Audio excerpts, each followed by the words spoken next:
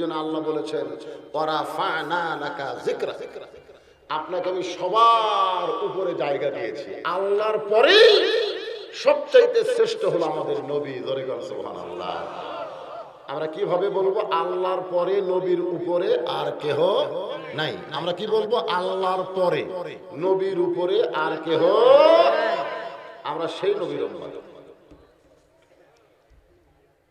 এমন সময় হযরত ওমর মসজিদের মধ্যে প্রবেশ করবেন, কিন্তু আবু বকর রাদিয়াল্লাহু দেখে বললেন, ভাইজান ভিতরে না ঢুকে দরজাতে। আবু বকর ওমর একটাবার ভিতর দিকে লক্ষ্য করে দেখো। হযরত ওমর ভিতর দিকে লক্ষ্য করে বলতেছেন, এই দুইটা সন্তান বড় বেয়াদব হয়ে গেছে, এরা সব সময় নবীকে কষ্ট দেয়। ওমর ফারুক রাদিয়াল্লাহু বলতেছে, এই দুইটা সন্তান বড় বেয়াদব, এরা সব সময় নবীকে কষ্ট দেয়। ধরে কোন কি দেয়? দাড়ি টানে, টুপি খুলে ফেলে দেয়। এটা কি? কষ্ট দেওয়া। আবু বকর রাদিয়াল্লাহু বলেন, ওমর যে কথা তুমি একবার বলেছো, এই কথার তুমি দ্বিতীয়বার বলো না। ওমর ফারুক বলেন, আবু বকর ভাই আমি কি ভুল করেছি? আবু বকর বলেন, ওমর তুমি যাদেরকে বেয়াদব বললে তাদেরকে তুমি চিনতেই পারলা না। তুমি যাদেরকে বেয়াদব বললে তাদেরকে তুমি চিনোই না। ওমর ফারুক বলে, চিনি না মানে? এই দুইটা আলী আর ফাতেমার সন্তান। আবু বকর বলে, ওমর শুধু আলী ফাতেমার সন্তান বললে হবে না, এদের আরো পরিচয় আছে। বলে কি পরিচয়? আবু বকর রাদিয়াল্লাহু বলে, ওমর ঈমান গ্রহণ করছো কখন? ওমর ফারুক বললেন 27 বছর বয়সে। আবু বকর বলে, আমি ঈমান গ্রহণ করছি 35 বছর বয়সে। এখন বলো ওমর ঈমান গ্রহণ করার আগে তুমি কি ছিলে? ওমর ফারুক বলে, আমি কাফের ছিলাম। আবু বকর বলে, আমিও কাফের ছিলাম। এখন হিসাব করে দেখো, তোমার জীবনের 27 বছর তুমি কুফরি হালে কাটাইছো, আর আমার জীবনের 35 বছর আমি কুফরিয়ারে কাটাইছি। আর যে দুইটা সন্তানকে তুমি বেয়াদব বলতেছো, এরা জন্মসূত্রে জান্নাতি হয়ে জন্মেছে। এখন বলেন, জন্মসূত্রে মুসলমান হয়ে জন্মানো লাভ না লস? আমরা এমন ভাগ্যবান, এমন ঘরে আল্লাহ আমাদেরকে কবুল করেছেন যে জন্মসূত্রেই আমরা মুসলমান। এই জন্য প্রশংসা হবে কার? আরো জোরে আল্লাহ। আসলে কেমন যেন, তাই না? উপর দিক থেকে নিচের দিকে আসা, জায়গাটা সমান হয়নি।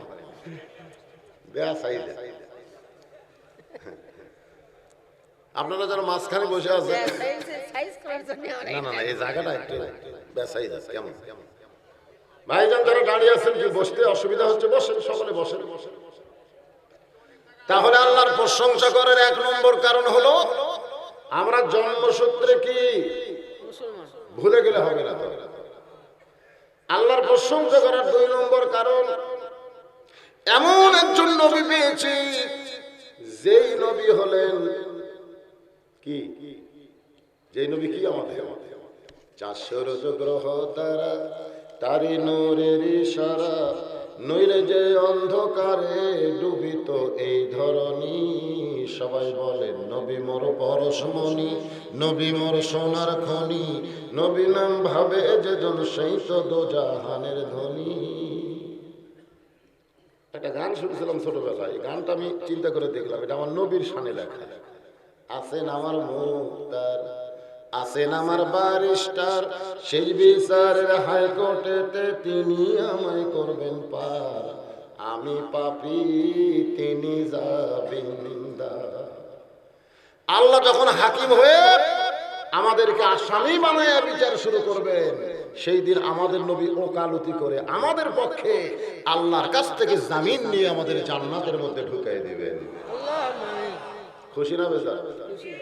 এমন নবী পাওয়া ভাগ্যের ব্যাপার। হাসরের ময়দানে সমস্ত নবীরা নফসি নফসি করবে, আমার কি হবে, আমার কি হবে। আর আমাদের নবী বলবে, ইয়া রাব্বি হাবলি উম্মতি, আমার উম্মতের কি হবে। আমরা সেই নবীর উম্মত। খুশি না বেজার? এই জন্য প্রশংসা হবে কার? আমার সঙ্গে একটু সুরে সুরে বলেন, নবী না হয়ে দুনিয়ার, না হয়ে ফেরেশতা আল্লাহর, হয়েছি উম্মত আপনার, তার তরে শুকর এই 1000 বার যখন লিখছে তখন হাজারের খুব দাম আছে। মানে এই গজলটা যখন লিখছে আজ থেকে 100 বছর আগে, তখন 1000 টাকা দিয়ে 5 বিঘা জমি কিনা যেত। যখন 1000 টাকা দিয়ে 5 বিঘা জমি কেনা যেত তখন কইছে 1000 টাকা। তাহলে এখন হিসাব করেন, এখন 1000 করে খাওয়া আছে। তো সবাই বলবেন তার তরে শুকর কোটি বার আলহামদুলিল্লাহ। এখন আসেন আমরা যে কোরআনের ওয়াজ শুনতে এসেছি, যে কোরআন থেকে আমরা আলোচনা শুনবো, এই কোরআনের একটা সূরা আছে, নাম হলো সূরা মুলক। জোরে বলেন নাম কি? এই সূরা মুলক থেকে আপনাদের সামনে আলোচনা হবে মাত্র 2টা আয়াত। তাবারাকাল্লাযী বিয়াদিহিল মুলকু ওয়া হুয়া আলা কুল্লি শাইইন কাদির।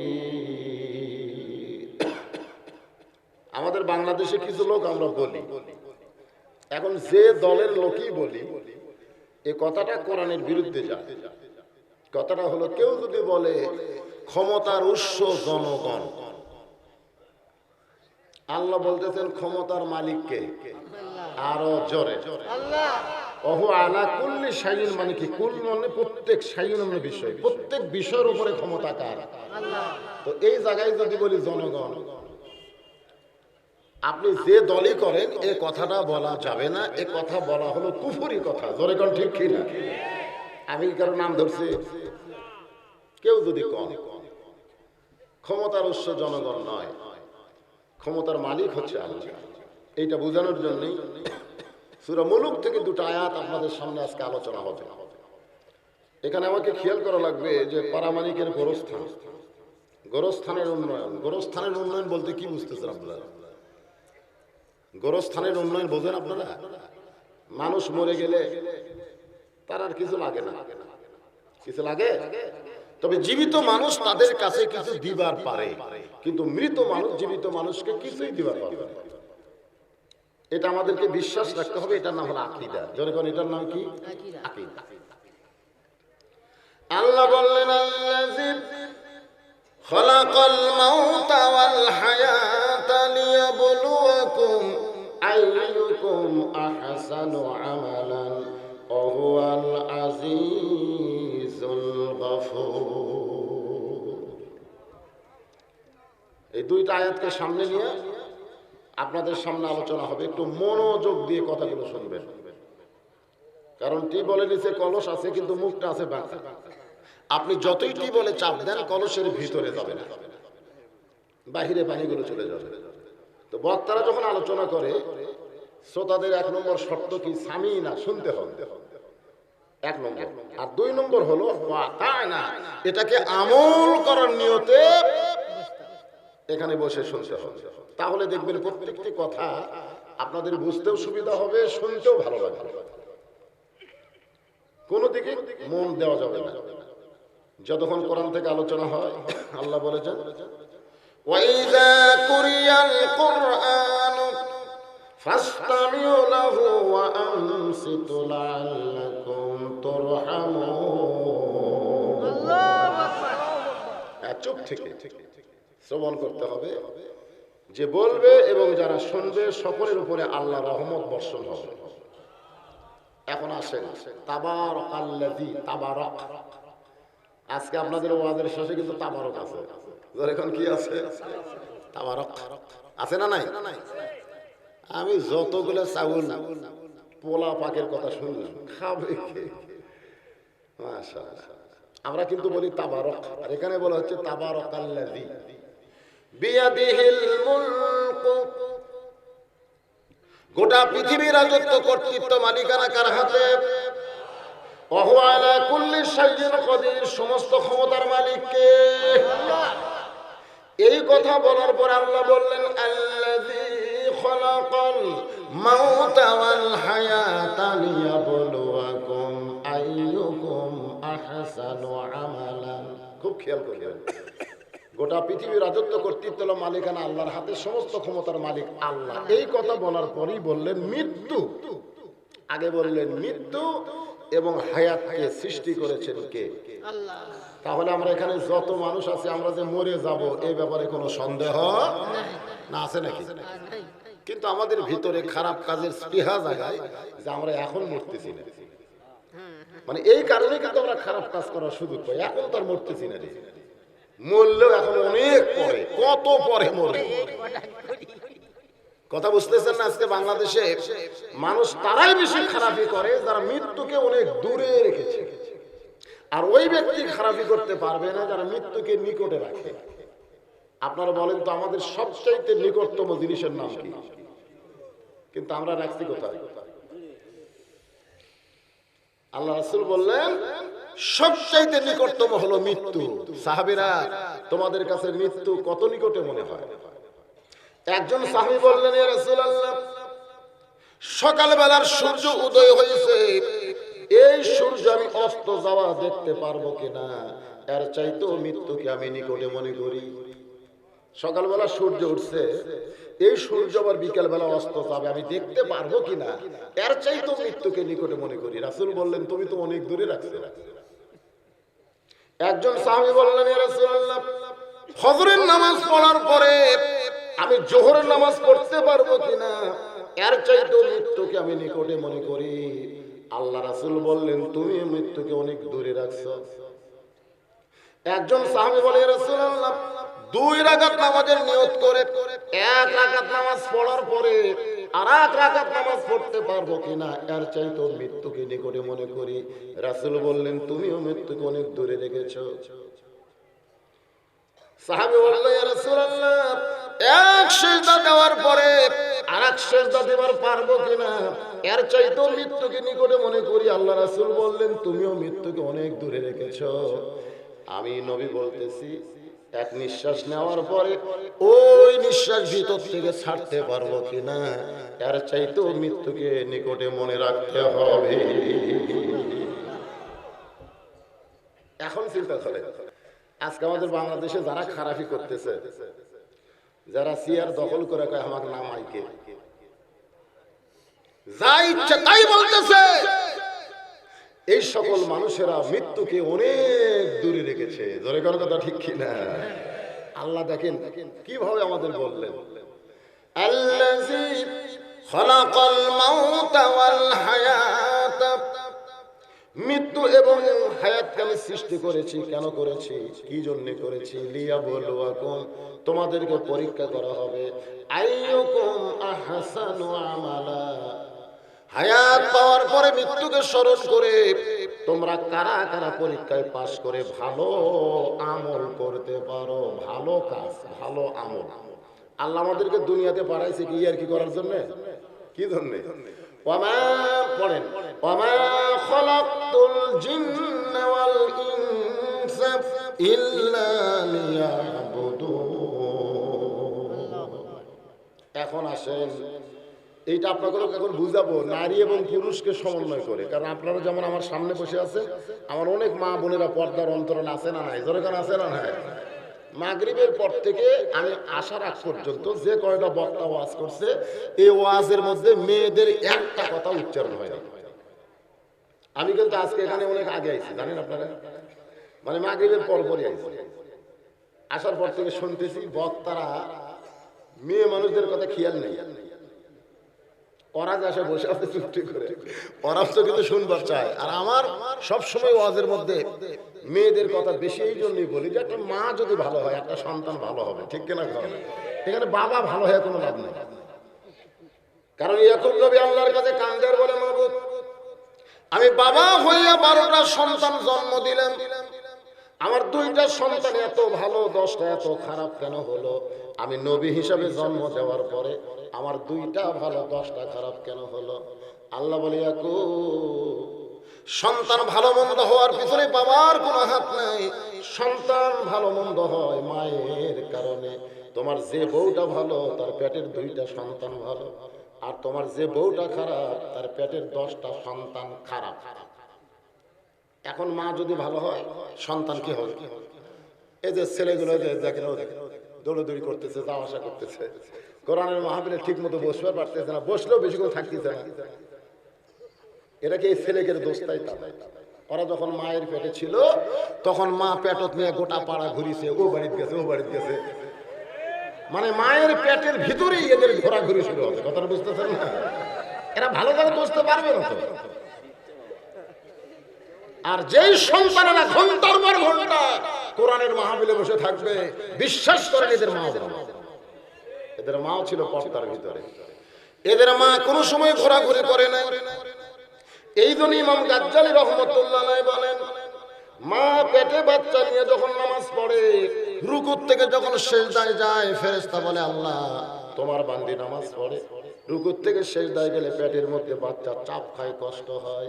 আল্লাহ কয় ফেরেশতা সাক্ষী থাকো, যেই মা নামাজ পড়লো, মা শুধু নামাজ পড়লো না, পেটের বাচ্চাকে নামাজি বানায়া দিল। মা যদি পেটে বাচ্চা নিয়ে রোজা থাকে, আপনারা বলেন তো মায়ের খাওয়ার সাথে সন্তানের খাওয়ার সম্পর্ক। মা যদি না খায়, সন্তানের পেটের মধ্যে খাওয়া হয় না। ফেরেশতাকে আল্লাহ 16 ঘন্টা তোমার বান্দি রোজা রাখতেছে, কিন্তু বান্দির পেটের মধ্যে বাচ্চা, ওই বাচ্চার যে খাওয়া হয় না। আল্লাহ বলে ফেরেশতা সাক্ষী থাকো, যে মা পেটে বাচ্চা নিয়ে রোজা রাখলো, ওই মা শুধু নিজে রোজা রাখলো না, পেটের বাচ্চাকে রোজাদার বানায়া দিল। মা যদি পর্দার ভিতরে থাকে, পেটের বাচ্চাও পর্দা নিষেধ হবে। মা যদি পেটে বাচ্চা নিয়ে কারো একটা বড়ি চুরি করে খায়, ওই একজনের তরমুজ চুরি করে খাবে। মানে পেটের মধ্যে থেকে যা মা করবে, ওই পেটের বাচ্চা থেকে। এই জন্য মায়েদের জন্য কিছু ওয়াজ করা দরকার, ঠিক কিনা বলেন? এই দুইটা আয়াতের মধ্যে ওয়াজ আছে, অসুবিধা। লিয়াবলুয়াকুম আইয়ুকুম আহসানু আমালান ওয়া হুয়াল আজিজুল গফুর। এইটা বোঝানোর জন্য আমি আপনাদেরকে নিয়ে যাব তাবারাকাল্লাযী বিয়াদিহিল মুলক। গোটা পৃথিবীর রাজত্ব, কর্তৃত্ব, মালিকানা কার হাতে? আমাদের বাংলাদেশের মালিককে। কথা কম। আমাদের বাংলাদেশের মালিক আল্লাহ। আপনারা জানেন এই বাংলাদেশের মালিক কে? শুধু মসজিদের আল্লাহ। আপনাকে যদি বলা হয় জায়গা কার, আপনারাই বলবেন এটা আমার কথা না। দেখতেছেন হুজুর, এটা আমার, এটা আমার ভাইয়ের, এটা আমার চাচার, এটা আমার ভাস্তাকের, এ পারামানিক, সব আমরাই। এগুলো জায়গা আমাকে, এলাকার মধ্যে কারো পাওয়া দেওয়ার জায়গা নেই। তো সবই যদি পারামানিকের হয়, তাহলে আল্লাহ, তখন বলতেছে আল্লাহটা দেখবার গেলে 2 মিনিট হাঁটা লাগবে। তখন মসজিদের সামনে এসে বলতেছে এখানে আল্লাহর কিছুই ছিল না, আমার চাচাই 10 শতক আল্লাহ দিছে, আর সেই জায়গার উপর আমার মসজিদ বানায় নামাজ পড়ি। ফেরেশতাকে আল্লাহ, এটা কোন জায়গা যেখানে তোমার কিছুই নাই, তোমার 10 শতক দান করলে তুমি পাও? আল্লাহ বলতেছে ওই দেশের নাম বাংলাদেশ রে, ওই দেশে আমার চাইতে গরিব কেউ নেই। বর্তমানে বাংলাদেশে আল্লাহ সবচাইতে গরিব। আমরা আল্লাহ কিছু দিলে আল্লাহ পায়, না দিলে আল্লাহ নেই। কি মনে করতেছেন? একটু আয়াতের তাফসীরের দিকে খেয়াল করেন। তাবারাকাল্লাযী বিয়াদিহিল মুলক। গোটা পৃথিবীর রাজত্ব, কর্তৃত্ব, মালিকানা কার হাতে? তাহাজ্জুদের নামাজ পড়ে হযরত ওমর এই সূরা মুলকটা তেলাওয়াত করতেছেন। আল্লাহ রাসূল বলেছেন, কেউ যদি প্রতিদিন সকাল বেলায় অথবা তাহাজ্জুদের নামাজের পরে এই সূরা মুলকটা তেলাওয়াত করে, কবরে মাটি দেওয়ার পরে তার কাপড়ের উপরে সূরা মুলক এমন একটা চাদর হয়ে যাবে, কবরের কোন আযাব তার দেহ স্পর্শ করবে না। এই সূরা মুলকটা আপনারা নিয়মিত তেলাওয়াত করবেন ফজরের পরে অথবা তাহাজ্জুদ যারা পড়েন, তাহাজ্জুদের পরে। ওমর ফারুক সূরা মুলক পড়তেছে আর বলতেছে, আল্লাহ গোটা পৃথিবীর বাদশা যদি তুমি হও, মালিক যদি তুমি হও, তাহলে আমি কে? তুমি যদি গোটা পৃথিবীর বাদশা হও, তাহলে আমি ওমর কে? আমরা বলি হযরত ওমর অর্ধ পৃথিবীর রাষ্ট্রপতি। রাষ্ট্রপতি কওয়া যাবে? অর্ধ পৃথিবীর কি খলিফা? এই কথাটা জোরে কর না। আমাদের বাংলাদেশে আব্দুল হামিদ কি রাষ্ট্রপতি, শেখ হাসিনা প্রধানমন্ত্রী, শিরিন শিলা স্পিকার। খুব খেয়াল করবেন। আর বেগম মমতাজ বেগম মমতাজ অবশ্য সংসদে আমাদের বিরুদ্ধে কথা বলতেছে, ঠিক কিনা? এবং বেগম মমতাজ বলেছে কোরআনের মাহফিলে বক্তারা এত অশ্লীল কথা কয়, কোরআন শরীফ সামনে নিয়ে বক্তারা নাকি অশ্লীল কথা বলে। বেগম মমতাজ সেটা সংসদের মধ্যে বয়ান দিয়েছে। আজও পর্যন্ত বাংলাদেশের কোন আলেম কোরআনের মাহফিলে অশ্লীল কোনো কথা বলে না। অশ্লীল কথা যত বলেছে সবই হলো মমতাজ। জোরে কোন কথা ঠিক কিনা? মাটির গাছে লাউ ধরিছে, মাটির গাছে লাউ ধরিছে। আপনারা বলেন তো মাটির গাছে লাউ কি? এর চাইতে কোনো নেগেট কথা আছে? বন্ধু যখন বউ লইয়া আমার বাড়ির সামনে দিয়া রঙ্গ করে হাঁটা যায়, বুকটা আমার ফাটিয়া যায়, এ কথা কি কথা? আর এই মেয়া আলেমদের বিরুদ্ধে সংসদে কথা বলতেছে। আপনারা বলেন তো বাংলাদেশে কি আল্লাহ রাজত্ব চলতেছে? আল্লাহ রাজত্ব চললে এরকম গায়িকা, এরকম নষ্ট মহিলা সংসদের মধ্যে জায়গা পেত না। জোরে জোরে কথা ঠিক কি না? সূরা মুলুক থেকে আলোচনা একটু মনোযোগ দিয়ে শুনবেন। ওমর ফারুক তাহাজ্জুদের নামাজের পরে সূরা মুলুক পড়তেছে আর বলে, আল্লাহ গোটা পৃথিবীর মালিক যদি তুমি হও তাহলে আমি ওমর কি? আজকে ফজরের নামাজের পরে তোমার মালিকানা আমি দেখতে চাই। সুবহানাল্লাহ। ওমর ফারুক বলতেছে আজকে ফজরের নামাজের পরে আল্লাহ তোমার মালিকানা আমি দেখতে চাই। হযরত ওমর ছদ্মবেশে ফজরের নামাজের পরে আল্লাহর মালিকানা, আল্লাহর রাজত্ব দেখার জন্য ছদ্মবেশে ঘুরতেছেন। হঠাৎ হযরত ওমর দেখতে পায় দুই পাহাড়ের মাঝখান গিরিপথ।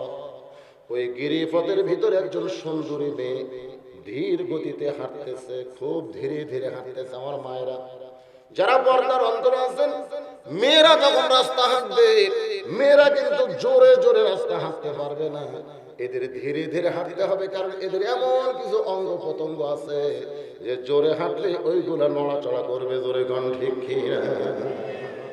মেয়েরা যখন রাস্তা হাঁটবে আস্তে না জোরে। ওমর ফারুক দেখেন ধীর গতিতে মেয়েটা হাঁটতেছে দুই পাহাড়ের মাঝখানের গিরিপথে। ওমর ফারুক আসমানের দিকে তাকায় বলেন, আল্লাহ তোমার জমিনে এত সুন্দরী একটা নারী দেখে আমি তোমার শুকর না জানায় কি পারি? আলহামদুলিল্লাহ। একটা সুন্দরী মেয়ে দেখে হযরত ওমর আল্লাহর শুকর আদায় করতেছেন। বর্তমানের বাংলাদেশের প্রেক্ষাপটে যদি বলা হয় ওমর ফারুক যাকে সুন্দরী বলেছে সে কেমন? আমরা বলবো যার চেহারা যত সুন্দর তাকে আমরা সুন্দরী বলি। কিন্তু আল্লাহ রাজত্ব যখন চালু হবে তখন কোন মেয়েকে চেহারা দেখে সুন্দরী বলা যাবে না। যে মেয়েটা যত আল্লাহর আইন পর্দা মেনে চলবে আল্লাহর রাজত্বে তাকে তত সুন্দরী বলবে। আল্লাহর রাজত্ব যখন আমাদের বাংলাদেশে চালু হবে তখন মেয়েরা কি বাহিরে না ভিতরে? কার ভিতরে? ঘরের ভিতরে, পর্দার ভিতরে। বাহিরে মেয়েদের চলাফেরা করার কোন সুযোগ? একথা আল্লাহ কোরআনে বললেন, আকারনা ফি বুয়ুতিকুন্না ওয়ালা তাবাররাজনা তাবাররুজাল জাহিলিয়াতিল উলা। ওমর ফারুক মেয়েটার নিকটে গেলেন। যদ্দূর পর্যন্ত যাওয়া যায় তদ্দূর নিকটে গিয়ে মেয়েটাকে বললেন, মা এই নির্জন পথে তুমি একা একা চলতেছ, তোমার সামনেও কোনো মানুষ নাই, পিছনেও কোনো মানুষ নাই, তোমার অন্তরে কি ভয় ডর নাই? এই নির্জন দুই পাহাড়ের মাঝখানের গিরিপথে তুমি একা একা চলতেছ, তোমার সামনেও কোনো মানুষ নাই, পিছনেও কোনো মানুষ নাই। মেয়েটা পর্দার ভিতর থেকে বলে, পথিক তুমি কি হযরত ওমরকে চেনো? জোরে গান সুবহানাল্লাহ। তুমি কি হযরত ওমরকে চেনো? তুমি যদি হযরত ওমরকে চিনতে তাহলে এরকম বাজে কথা বলতে না। হযরত ওমর যখন কোরআনের আইন চালু করেছে তখন থেকে আল্লাহর রাজত্ব চলতেছে। আর আল্লাহর রাজত্ব যখন দুনিয়াতে চলবে, পৃথিবীর এক প্রান্ত থেকে আরেকটা মেয়ে আরেকটা প্রান্তে যাবে, তার কলিজার ভিতরে আল্লাহ ছাড়া অন্য কারো ভয় থাকবে না। আল্লাহর রাজত্ব যখন দুনিয়াতে চালু হবে তখন পৃথিবীর এক প্রান্ত থেকে আরেকটা প্রান্তে একটা মেয়ে মানুষ যাবে, তার কলিজায় একমাত্র আল্লাহ ছাড়া অন্য কারো ভয়। আর গত 3 দিন আগে চাপাই নবাবগঞ্জে 6 বছরের একটা বাচ্চা ধর্ষণ করছে। কি দেয়া সামগ্রী দেখছে, 6 বছরের একটা ছোট্ট বাচ্চা। তাকে সেদিন ষোড়শী নির্জন পথে যাবে, কোন জন কটু কথা কবে না, পথে আর প্রান্তরে সম্পদের মোহে পড়ে খুন আর হাজানি হবে না। সবাই বলেন যদি মেনে চলি কোরআন, বলেন যদি মেনে চলি কোরআন আর রাসূলের বিধান, সকলেই শান্তিতে থাকবে বাংলার জমিনে, আল্লাহ রাজত্ব যেদিন চলবে। আমাদের আশা আছে না? আপনি যদি নাও চান তারপরেও বাংলার জমিনে কলেমার পতাকা উঠবে, আপনি না চাইলেও। কারণ পৃথিবী বুড়া হয়ে গেছে, পৃথিবী বুড়া হয়ে গেছে। ইমাম মেহেদী আলাইহিস সালাম আসার আর বেশি দেরি নাই। চীন যারা খ্রিস্টান বৌদ্ধ তারা মসজিদের মধ্যে ঢুকে দোয়া করতেছে, জানেন? যারা কোরআনের রদ বদল করতে চেয়েছিল আল্লাহ এমন একটা ব্যারাম দিচ্ছে, মরার আগেই ঠেকনা মারতেছে। নাম হলো করোনা। দরেকার নাম কি? কি করোনা?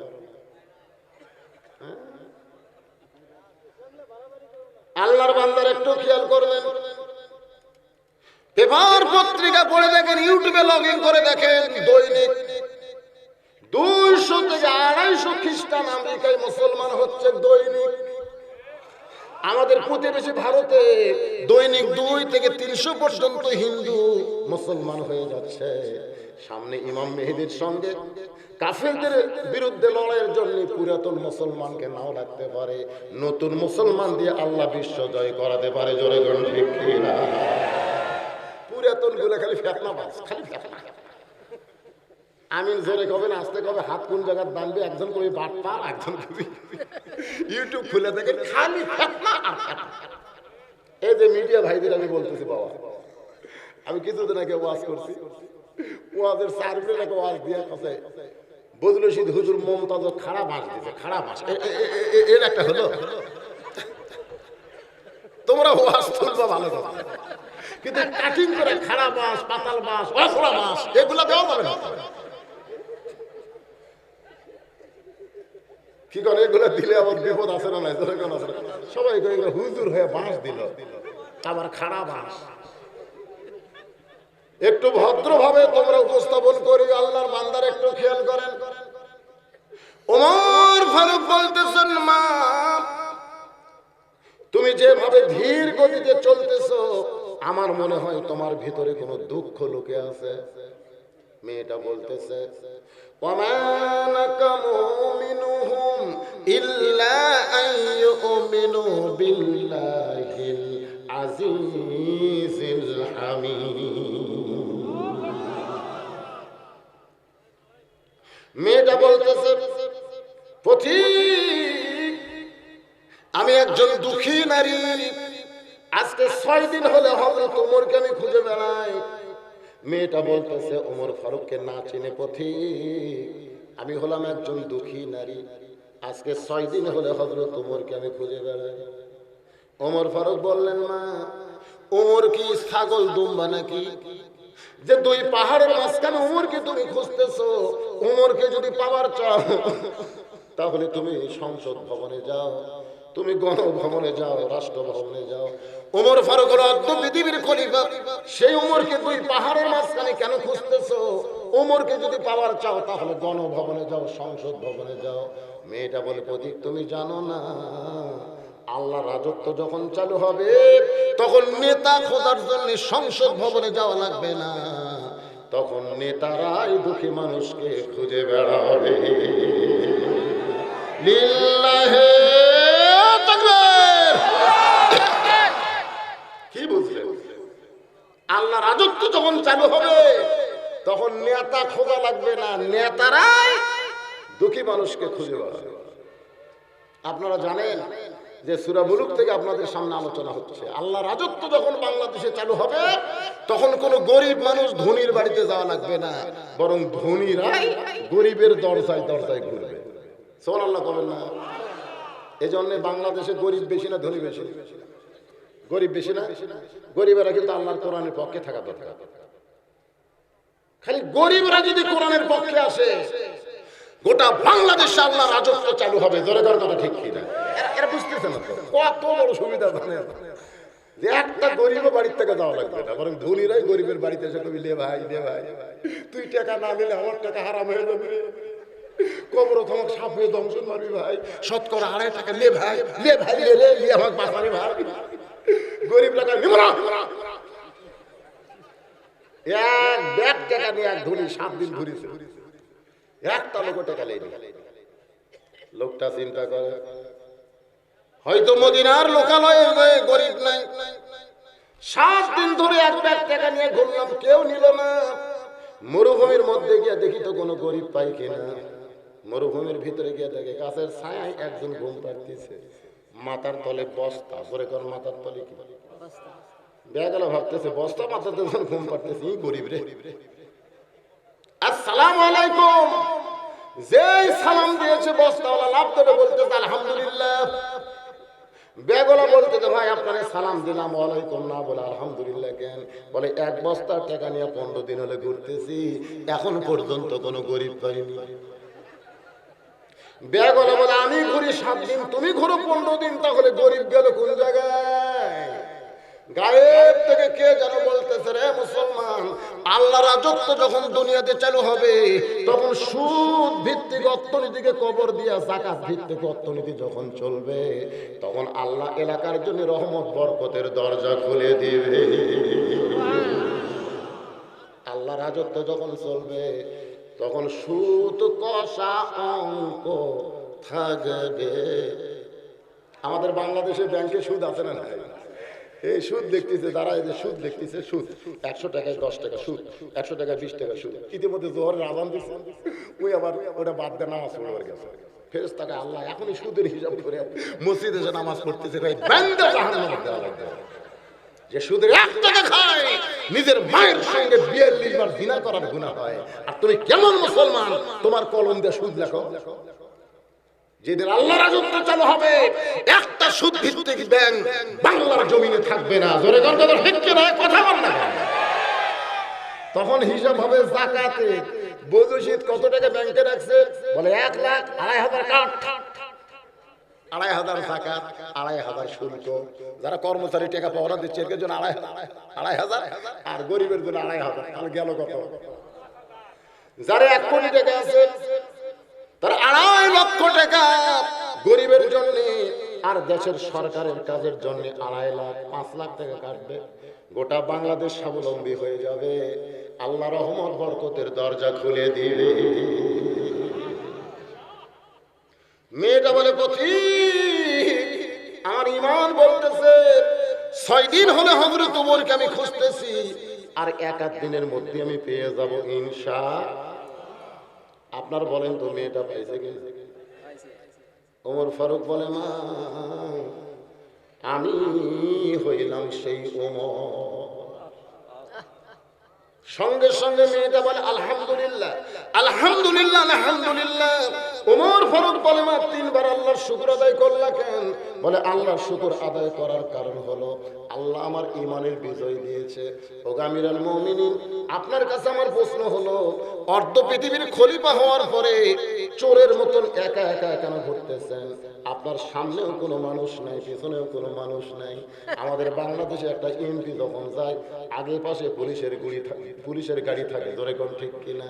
মন্ত্রী যদি আসে কয়েক থানার পুলিশ তারে প্রোটেকশন দেয়, আর আপনি অর্ধ পৃথিবীর খলিফা হইয়া চোরের মতন একা একা ঘুরতেছেন। আপনার সামনেও কোনো চামচা নাই, পেছনেও কোনো চামচা নাই।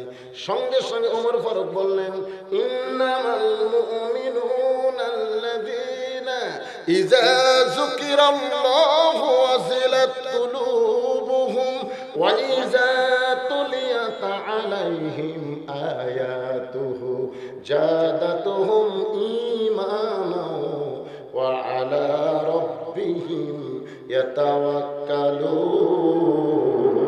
আল্লাহু আকবার। যখন আল্লাহর কোরআন দিয়ে আল্লাহর রাজত্ব দুনিয়াতে চালু হবে, তখন প্রত্যেকটা মুসলমানের ঈমান বেড়ে যাবে। জোরে বলেন কি বাড়বে? এমন পর্যায়ে ঈমান বেড়ে যাবে, দুনিয়ার কোনো র‍্যাব লাগবে না, পুলিশ লাগবে না। ওয়া আলা রাব্বিহিম ইয়াতাওয়াক্কালুন, কেবলমাত্র আল্লাহ পাক তার বডিগার্ড হয়ে যায়। ওমর ফারুক বলে, মা এখন বলো কি জন্য তুমি আমারে খুঁজতেছো 6 দিন? মেয়েটা বলতেছে, আমিরুল মুমিনিন, আমার জীবনের সবচাইতে বড় দুঃখ হলো ওমা নাকামু মিনহুম ইল্লা আইয়ুমিনু বিল্লাহিল আজিজিল হামিদ। আমি 6 বছর বয়সে ঈমান গ্রহণ করেছি। ঈমান গ্রহণ করার অপরাধে 12 বছর আমাকে জেলের জীবন কাটাতে হয়েছে। শুধুমাত্র ঈমান গ্রহণ করার অপরাধে 12 বছর। জোরে কোন কয় বছর? কোনো দোষ নাই, একটাই মাত্র দোষ। দোষটার নাম কি? আমার আজকে আমাদের বাংলাদেশে অনেক আলেম ওলামা জেল খাটতেছে। হয়তো আপনারা বলবেন অমুক দোষে অমুক দোষে, একটাও কিন্তু তাদের দোষ না। তাদের একটাই দোষ, আল্লাহর দুনিয়ায় কোরআনের সাম্রাজ্য চালু করা। ধরে কোন কথা ঠিক কি না?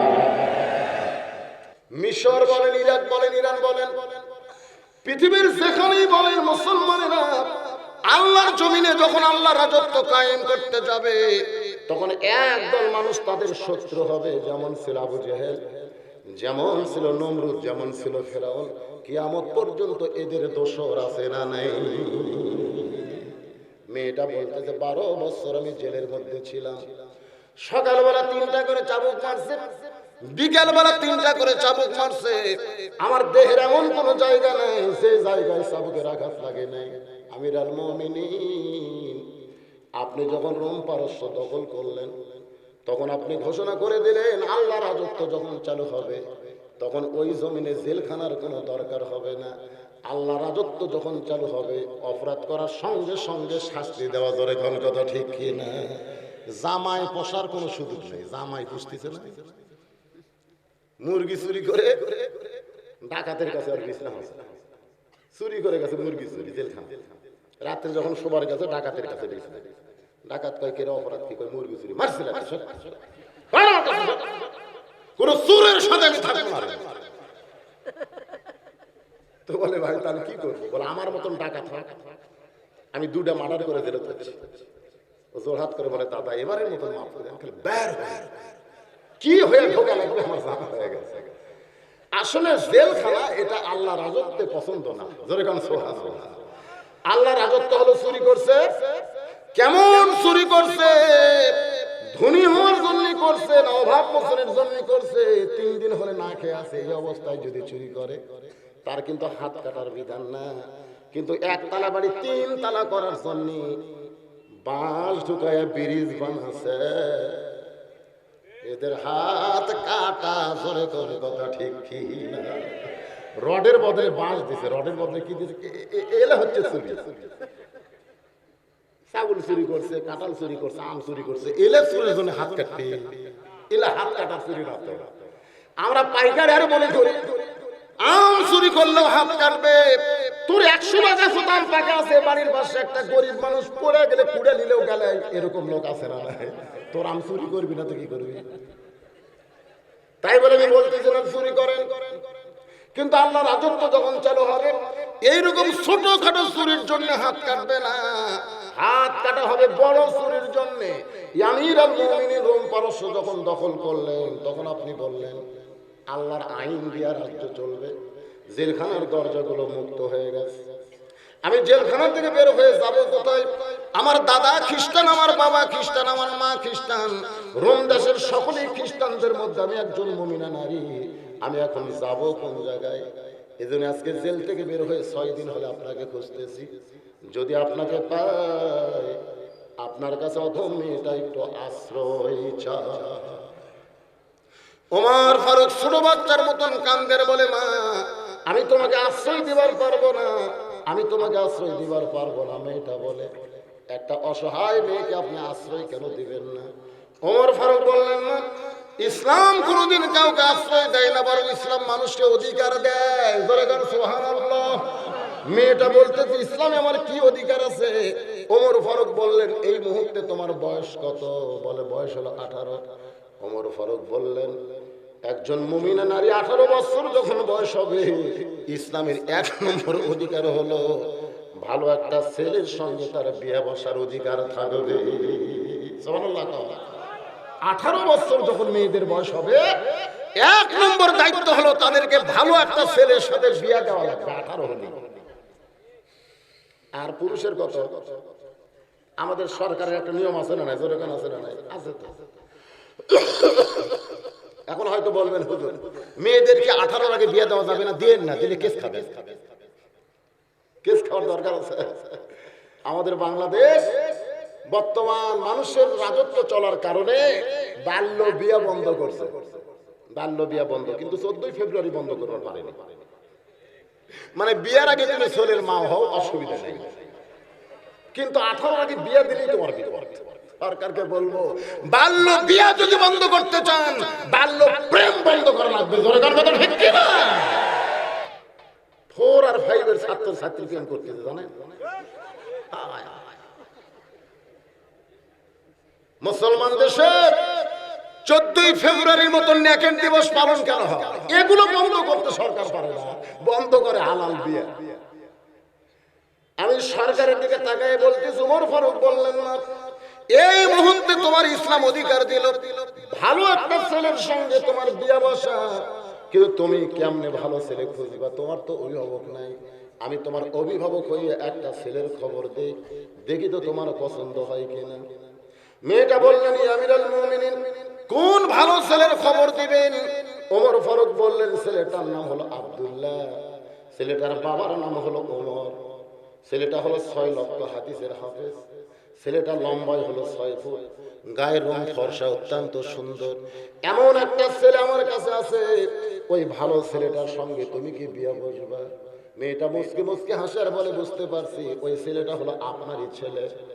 আপনি অর্ধ পৃথিবীর খলিফা হযরত ওমরের ছেলে আব্দুল্লাহ, হাদিসের হাফেজের সঙ্গে আমার বিয়ে দিবার চান। ওমর ফারুক বলে, মা তুমি যদি রাজি থাকো তাহলে আমার তরফ থেকে কোনো আপত্তি থাকবে না। মেয়েটা বলতেছে, আপনি যদি প্রমাণ দিতে পারেন যে আপনার আব্দুল্লাহ সবচাইতে ভালো ছেলে, তাহলে আমার কোনো আপত্তি নাই, কিন্তু আব্দুল্লাহর চাইতে যদি কোনো ভালো ছেলে থাকে দুনিয়ায়, তাহলে আমার আপত্তি আছে। সুবহানাল্লাহ কবেন না? কারণ আপনি কইছেন আমার অধিকার হলো ভালো একটা ছেলের সঙ্গে বিয়ে বসা, এটা হলো আমার অধিকার। তাহলে আব্দুল্লাহ যদি সবচাইতে ভালো হয়, এইটা যদি আপনি প্রমাণ দিবার পারেন, তাহলে আমার কোনো আপত্তি। ওমর ফারুক বললেন, মা আমার কাছে তো আমার ছেলের চাইতে ভালো কেউ হয় না। মেয়েটা বলতেছে, আমিরুল মুমিনিন, আপনার কাছে ভালো ছেলের খবর আব্দুল্লাহ হতে পারে, কিন্তু আমার কাছে একটা ভালো ছেলের খবর আছে। ছেলেটার নাম হলো হোসাইন, বাবার নাম হলো আলী, মায়ের নাম হলো ফাতেমা, আর নানার নাম হলো মুহাম্মাদুর রাসূলুল্লাহ। এখন আপনি কম্পেয়ার করে বলেন, আব্দুল্লাহ আর হোসাইন এই 2 জনের মধ্যে ভালো কে? আপনি এখন বলেন, এই 2 জনের মধ্যে ভালো কে? সঙ্গে সঙ্গে উপরের চোখটা দর দর করে পানি পড়তেছে। সাইদুস শাবাব আহলুল জান্নাহ হাসান ও হুসাইন রাদিয়াল্লাহু তাআলা আনহুমা। ওমর কান্দার বলে, মা আমার আব্দুল্লাহর চাইতে হোসাইন আল্লাহর কাছে কোটি কোটি গুণ ভালো। মেয়েটা বলতেছে, তাহলে হোসেনের মতন ভালো ছেলে দুনিয়াতে থাকার পরে আপনার মতো আব্দুল্লাহ, আপনার ছেলের মতো আব্দুল্লাহকে আমি কেন বিয়ে করব? সুবহানাল্লাহ না কেন? হোসেনের ভালো ছেলের খবর আমার কাছে থাকার পরে আপনার ছেলের আব্দুল্লাহর মতো ছেলেকে কেন বিয়ে করব? ওমর ফারুক বলে, মা আমি জীবনে কোনোদিন ঘটকালি করি নাই, আজকে প্রথম তোমার জন্য আমি ঘটক হব। এই জন্যই ঘটক হব কারণ 6 বছর বয়সে তুমি ঈমান গ্রহণ করেছো, 12 বছর তুমি ঈমানের পরীক্ষা দিয়েছো। লিয়াবলুয়াকুম আইয়ুকুম আহসানু আমালান ওয়া হুয়াল আজিজুল গফুর। মেয়েটাকে নিরাপদ আশ্রয় দিয়া হযরত ওমর পড়ন্ত বিকেল বেলা হযরত আলীর দরজায় হযরত ওমর ফারুক দরজায় গিয়ে সালাম দিলেন, আসসালামু আলাইকুম ইয়া আহলাল বাইত। সালাম দেওয়া হলো নবীর সুন্নাত। কোরআন থেকে একটা আয়াত তেলাওয়াত করতেছেন, আম্মাস সাইলা ফালা তানহা। হযরত আলী চমকে গেলেন, সালাম দেওয়ার কণ্ঠ ওমর ফারুকের পাইলাম, আবার ফকিরের আয়াত কেন তেলাওয়াত করলেন? সুবহানাল্লাহ করবেন কেন? আম্মা সাইলা ফালা তানহার হলো ফকিরের আয়াত। এই ফকিরের আয়াত কেন তেলাওয়াত করলেন? দরজা করে তাকায় দেখে হযরত ওমর দাঁড়িয়ে আছে। ওয়া আলাইকুম আসসালাম বলে বলতেছে, আমিরুল মুমিনিন আপনি আমার দরজায় সালাম দিয়ে ফকিরের আয়াত তেলাওয়াত করলেন। ওমর ফারুক বলে, আলী রে, আমি জীবনেও কোনোদিন ঘটকালি করি নাই, আজকে প্রথম ঘটক হইয়া তোমার বাড়ির দরজায় আমি তোমার হোসেনের ব্যাপারে একটু ঘটকালি করতে চাই। আলী বলতেছে, আমিরুল মুমিনিন আপনার মতন মহান ব্যক্তি যদি হোসেনের ঘটক হয় তাহলে পাত্রী অবশ্যই ভালো হবে। সুবহানাল্লাহ কন্যা কে?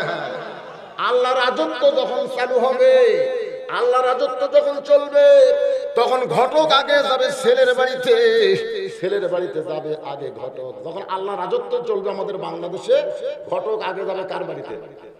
ছেলের বাড়িতে যা বলবে, মহারণা কত দিবেন? মহারণা কত দিবেন? ছেলের বাপ বলতেছে 1 লাখ দেব। ঘটক বলে, তাহলে মেয়ের বাপের কাছে যাই, দেখি তো রাজি হয় কিনা। তারপরে মেয়ের বাপের কাছে যায়, বলবে ছেলের বাপ, ছেলে 1 লাখ টাকা দিবার চাচ্ছে, আপনি কি খান? মেয়ের বাপ বলতেছে, আমার মেয়ে এত সস্তা না যে 1 লাখ মহারণা বিয়ে দিব, দিব না। ঘটক আবার যা বলবে, রাজি হয় না। ছেলের বাপ বলতে, ঠিক আছে 2 লাখ দিই। এটা হলো আল্লাহ রাজত্ব। আর শয়তান রাজত্ব যখন চলবে, তখন ঘটক যাবে আগে মেয়ের বাপের বাড়িতে, কত দিবে, কত দিবে। মেয়ের বাপ বলতেছে কত দেওয়া লাগবে, ঘটক বলতেছে গত বছর একদম 1.5 লাখ পয়সা। এখন আপনি কত পারবেন সেটা চিন্তা করেন। মেয়ের বাপ মাটির দিকে তাকায় মনে মনে করে, আল্লাহ রে, এটা কোন দেশ রে, যেই দেশে ছেলের দাম কুরবানির আগের মতন বাড়তিছে? ধরে ধরে ঠিক কিনা? আপনারা বলেন তো, ডিমান্ড নেওয়া জায়েজ না হারাম? যেই বিয়েতে ডিমান্ড আছে, ওই বিয়ে কোনো মৌলবি পড়ায়, সেই মৌলবিরও খবর আছে, ওই বিয়ার যারা সাক্ষী হবে তাদেরও খবর আছে, ওই বিয়াতে যারা বরযাত্রী হবে তাদেরও খবর আছে, ওই বিয়াতে যারা দাওয়াত খাবে বান্দা সান্দা সবাইকে একসাথে জাহান্নাম দিবে। মানে সকলে মিলে অন্যায়কে প্রতিষ্ঠা করা। ধরে কোন কথা ঠিক কিনা? কে তুমি মৌলবি কয় টাকা পাবা? এ তুমি বিয়ে পড়া কয় টাকা পাবা রে? আগে জিজ্ঞাসা করা দরকার যে এখানে ডিমান্ড আছে কিনা, মহরান নগদ কিনা। মৌলবি জিজ্ঞাসা করা দরকার। যেখানে মহরান নগদ কোনো ডিমান্ড নেই, তাহলে আপনি পড়াবেন। আপনি যদি শোনেন ডিমান্ড আছে, মহর না বাকি, যারা বিয়েতে সাক্ষী হলো তাদের অবস্থাও খারাপ। এই বিয়েতে পড়াবে, বিয়ের জন্য দোয়া করবে, বিয়ের ওলিমায় যাবে, খাওয়া দাওয়া করবে, বরযাত্রী হবে, একসাথে বান্দা আল্লাহ গোষ্ঠীকে জাহান্নামত দিবে। ডিমান্ডওয়ালা বিয়ের বরযাত্রী হবে, এই কথা কান্নাকার হবে। সমাজ ইচ্ছা করলে অন্যায়ের বিরুদ্ধে আন্দোলন করতে পারে। জোরে কথা ঠিক কিনা? আমরা সবাই বলবো যে বিয়াতে ডিমান্ড আছে, মহরনা বাকি, ওই বিয়াতে আমরা দিব, ফাঁকি যাব না। দেখবেন সমাজ থেকে অন্যায় দূর হয়ে যাবে। আলী বলতেছে, আমিরুল মুমিনিন আপনার মতন মহান ব্যক্তি যদি বিয়ার ঘটক হয় তাহলে পাত্রী অবশ্যই ভালো হবে। ওমর ফারুক বললেন, আলী রে, পাত্রীটা হলো 6 বছর বয়সী, ইমান গ্রহণ করেছে। 6 বছর বয়সী ইমান গ্রহণ করেছে, 12 বছর ইমানের পরীক্ষা দিয়েছে। সকালবেলা 3টা করে চাবুক, বিকাল বেলা 3টা করে চাবুক মারছে। দেহের এমন কোন জায়গা নাই যে জায়গায় চাবুকের আঘাত লাগে নাই। আমার আব্দুল্লাহর সঙ্গে মেয়েটার বিয়ে দিবার চাইলাম, কিন্তু মেয়েটা আমার আব্দুল্লাহকে পছন্দ করলো না, মনে মনে তোমার হোসেনকে করছে কামনা। এখন বলো তুমি রাজি কিনা?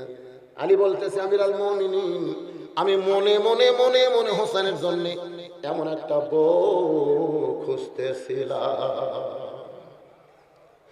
হযরত ওমর বলে, আলী তাহলে আসো আমার বুকের মধ্যে। দুইজন মিলে যখন কোলাকুলি করতেছে, আমরা দুইজন যদি রাজি কিয়া করে গা কাজী। এমন সময় হোসেন ঘর থেকে বের হয়ে বলতেছে, ইয়া আমিরুল মুমিনিন আমার বাবাকে বুকের মধ্যে না যেভাবে আনন্দ করতেছেন, মনে হয় বিয়ে আপনারাই করবেন। যেই বলছে মনে হয় বিয়ে আপনারাই করবেন, যে ওমর রাস্তাতে গেলে শয়তান 40 দিন যায় না, সেই ওমরের সামনে এমন কথা যদি অন্য কেউ কইতো, তার অবস্থাটা কি হইতো? কিন্তু আবু বকর জানাইছে, ওমর জন্মসূত্রে জান্নাতি হয়ে জন্মেছে, তাদেরকে বেয়াদব বলা যাবে? জোরে বলেন না সুবহানাল্লাহ।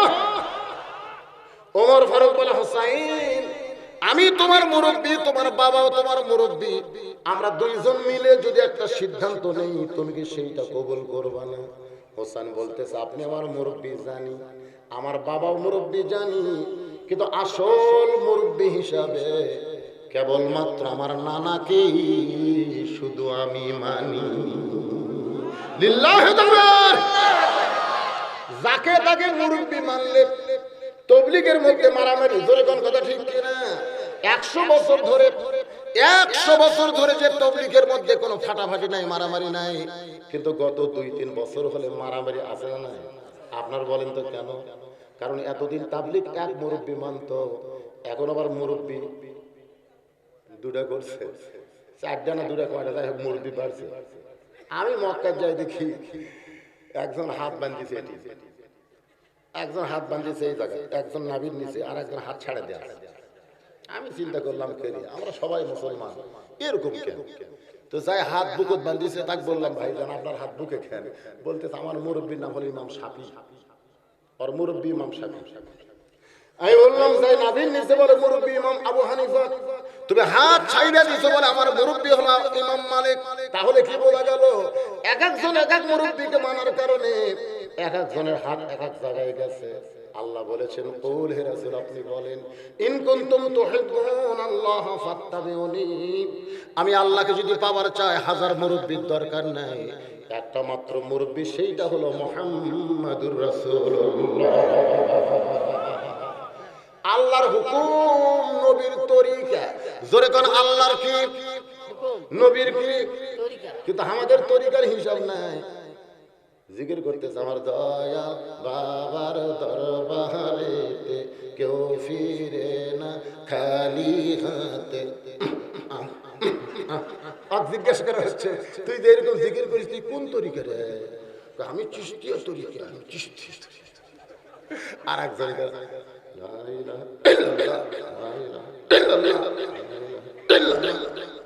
তোরা গাড্ডা শোনায় যায় না, পরকাটা ঝাঁকি মারি, তুই কোন তরিকা রে? মজাদ্দিদ তরিকা। আপনারা বলেন তো তরিকা কয়টা? হোসেন বলতেছে, আপনি আমার মুরব্বী, আমি জানি, আমার বাবাও মুরব্বী জানি, কিন্তু আসল মুরব্বী হিসাবে আমার নানাকে শুধু আমি মানি, নানা ছাড়া অন্য কাউকে মানা যাবে? ওমর ফারুক বলে, হোসাইন তুমি কি বুঝাবার চাও? হোসাইন বলতেছে, আমি কয়েকদিন আগে স্বপ্নে দেখেছি আমার নানা ঘরের মধ্যে আরাম করতেছে। আমি হোসাইন ঘরের দরজার কাছে গিয়ে বললাম, নানু ভাই আমি একটু ঘরের মধ্যে ঢুকতে চাই। আমার নানা বলতেছে, হোসাইন আমি এখন জান্নাতে আরাম করতেছি, খবরদার ঘরের মধ্যে ঢুকিস না।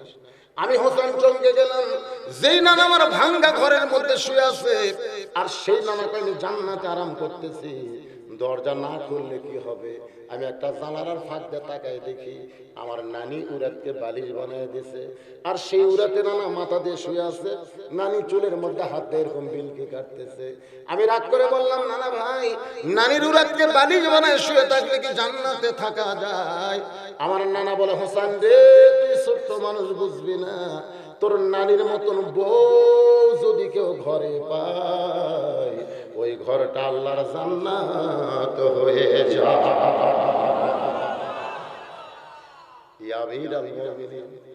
আমি তখন থেকে সিদ্ধান্ত নিয়েছি, আমার নানা যেমন বিয়ে করেছে, আমার বাবা যেমন বিয়ে করেছে, ও বাবা আপনি বলেন তো আমার মা আপনার কেমন বউ? আপনি বলেন তো বাবা, আমার মা আপনার ঘরে আসার পর থেকে আপনার ঘর কেমন, শান্তি না অশান্তি? আমার নানা যদি নারীর বউ বানায় ঘর জান্নাত হয়, আমার বাবা যদি মাকে বিয়ে করার পরে ঘর জান্নাত হয়, আমি হোসেন তেমন একটা বিয়ে করব যে বউটা ঘরে আসার পরে আমার ঘরটাও আল্লাহর জান্নাত হবে। ভাবিয়া করিও কাজ, করিয়া ভাবিও না। যারা বিয়ে করেননি তারা এখন থেকে চিন্তা করেন, এখন থেকে চিন্তা করেন। বিয়ে করার পরে আর পোস্তালাভ নাই। পোস্তালাভ আছে?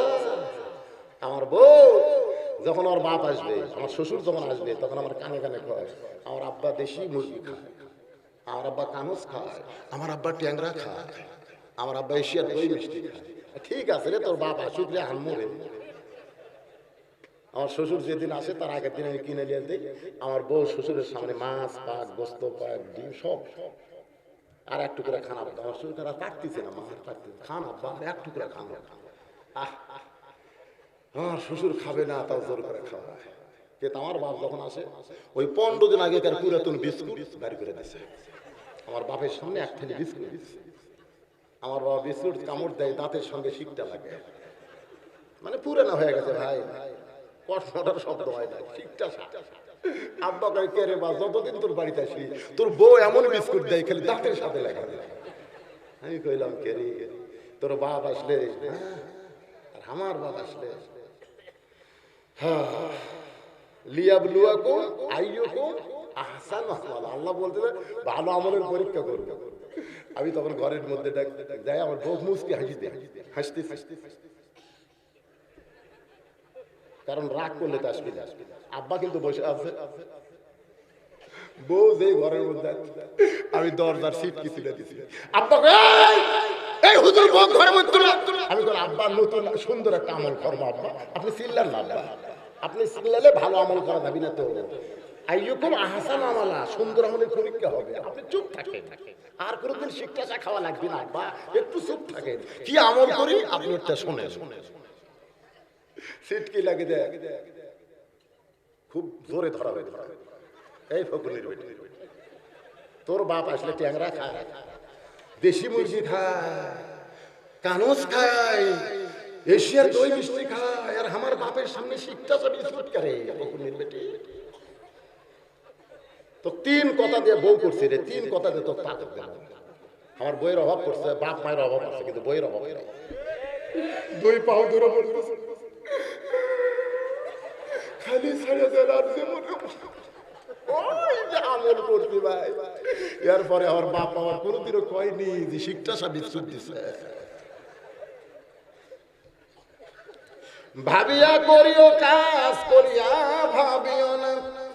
যদি আমি দেখে শুনে বিয়ে করতাম, আমার বাবার পাতে শিক্ষা বিস্কুট যাইতো না। জোরে কোন কথা ঠিক কিনা রে যুবকেরা, এখনো যারা বিয়ে করে নাই, আমার মায়েরা বোনেরা যারা পর্দার অন্তরালে একটু মনোযোগ দিয়ে শুনবেন না। হোসেন বলতেছে আমিরুল মুমিনিন, আমার নানা যেমন বিয়ে করেছে, আমার বাবা যেমন বিয়ে করেছে, আমিও তেমন একটা বিয়ে করতে চাই। ওমর ফারুক বললেন হোসেন, আমি যে মেয়েটার ঘটকালি করতেছি, এই মেয়েটা অত্যন্ত ভালো। 6 বছর বয়সে ঈমান গ্রহণ করেছে, 12 বছর ঈমানের পরীক্ষা দিয়েছে, এরপরও ঈমান হারা হয় নাই। হোসেন বলতেছে আমিরুল মুমিনিন, মেয়েটা আপনার কাছে ভালো হতে পারে, কিন্তু আমার কাছে নাও হতে পারে। ওমর ফারুক বললেন, তুমি মেয়েটাকে এক নজর দেখলা না, মেয়েটার সঙ্গে কোনো কথাবার্তা হলো না, এরপরে মেয়েটা খারাপ, তুমি কেমনে বোঝো? হোসেন বলতেছে আমি খারাপ ভালো বলতেছি না, আমি সিদ্ধান্ত নিয়েছি আমি সেই মেয়েকে বিয়ে করব যে মেয়েটা আমার 3টা প্রশ্নের উত্তর দিতে পারবে। সুবহানাল্লাহ না কেন? হোসেন বলতেছে আমিরুল মুমিনিন, আমি সেই মেয়েকে বিয়ে করব যে মেয়েটা আমার 3টা প্রশ্নের উত্তর দিবার পারবে। ওমর ফারুক বলে হোসেন তুমি কি 3টা প্রশ্ন করবে? হোসেন বলতেছে আমি দুনিয়ার মানুষের কাছে প্রশ্ন আউট করব না, আমি যাকে বিয়ে করব সেই মেয়ের সামনে শুধু প্রশ্ন আউট হবে। ওমর ফারুক বলে আলী রে, তোমার হোসেন কি 3টা প্রশ্ন করবে তোমার কি জানা আছে? আলী বলতেছে আজকে জীবনে প্রথম শুনলাম যে 3টা প্রশ্ন করে আমার হোসেন বিয়ে করবে। ওমর ফারুক বলতেছেন যেই প্রশ্ন আলী জানে না, যেই প্রশ্ন ওমর জানে না, সেই প্রশ্নের উত্তর মেয়েটা কেমনে দিবে? কানতে কানতে মেয়েটার ঘরের দরজায় গিয়ে বলে মা, আমার আব্দুল্লাহকে বিয়ে কর রে মা, 6 লক্ষ হাদিসের হাফেজ আব্দুল্লাহকে বিয়ে করলে তুই ঠকবি না। মেয়েটা বলতেছে আমিরুল মুমিনিন, একই কথা কেন বলতেছেন? যদি আপনি বলেন হোসেনের চাইতে আপনার আব্দুল্লাহ ভালো, তাহলে আমার কোনো আপত্তি নেই। কিন্তু আপনি যখন বলেছেন ভালো একটা ছেলেকে বিয়ে করার অধিকার আমার আছে, তাহলে হোসেন থাকতে আমি আব্দুল্লাহকে বিয়ে কেন করব? ওমর ফারুক বলে, মা, হোসেন সেই মেয়েকে বিয়ে করবে যে মেয়েটার 3টা প্রশ্নের উত্তর দিবার পারবে, যেই প্রশ্ন আমি ওমর জানি না, তার বাবাও জানে না। তাহলে তুমি কেমনে উত্তর দিবে? মেয়েটা ঘরের ভিতর থেকে বলতেছে, আমিরুল মুমিনিন, হোসেন কি 3টা প্রশ্ন করবে আমি জানি না, তবে আমার ঈমান বলতেছে আমি না পারলেও আমার আল্লাহ পারবে।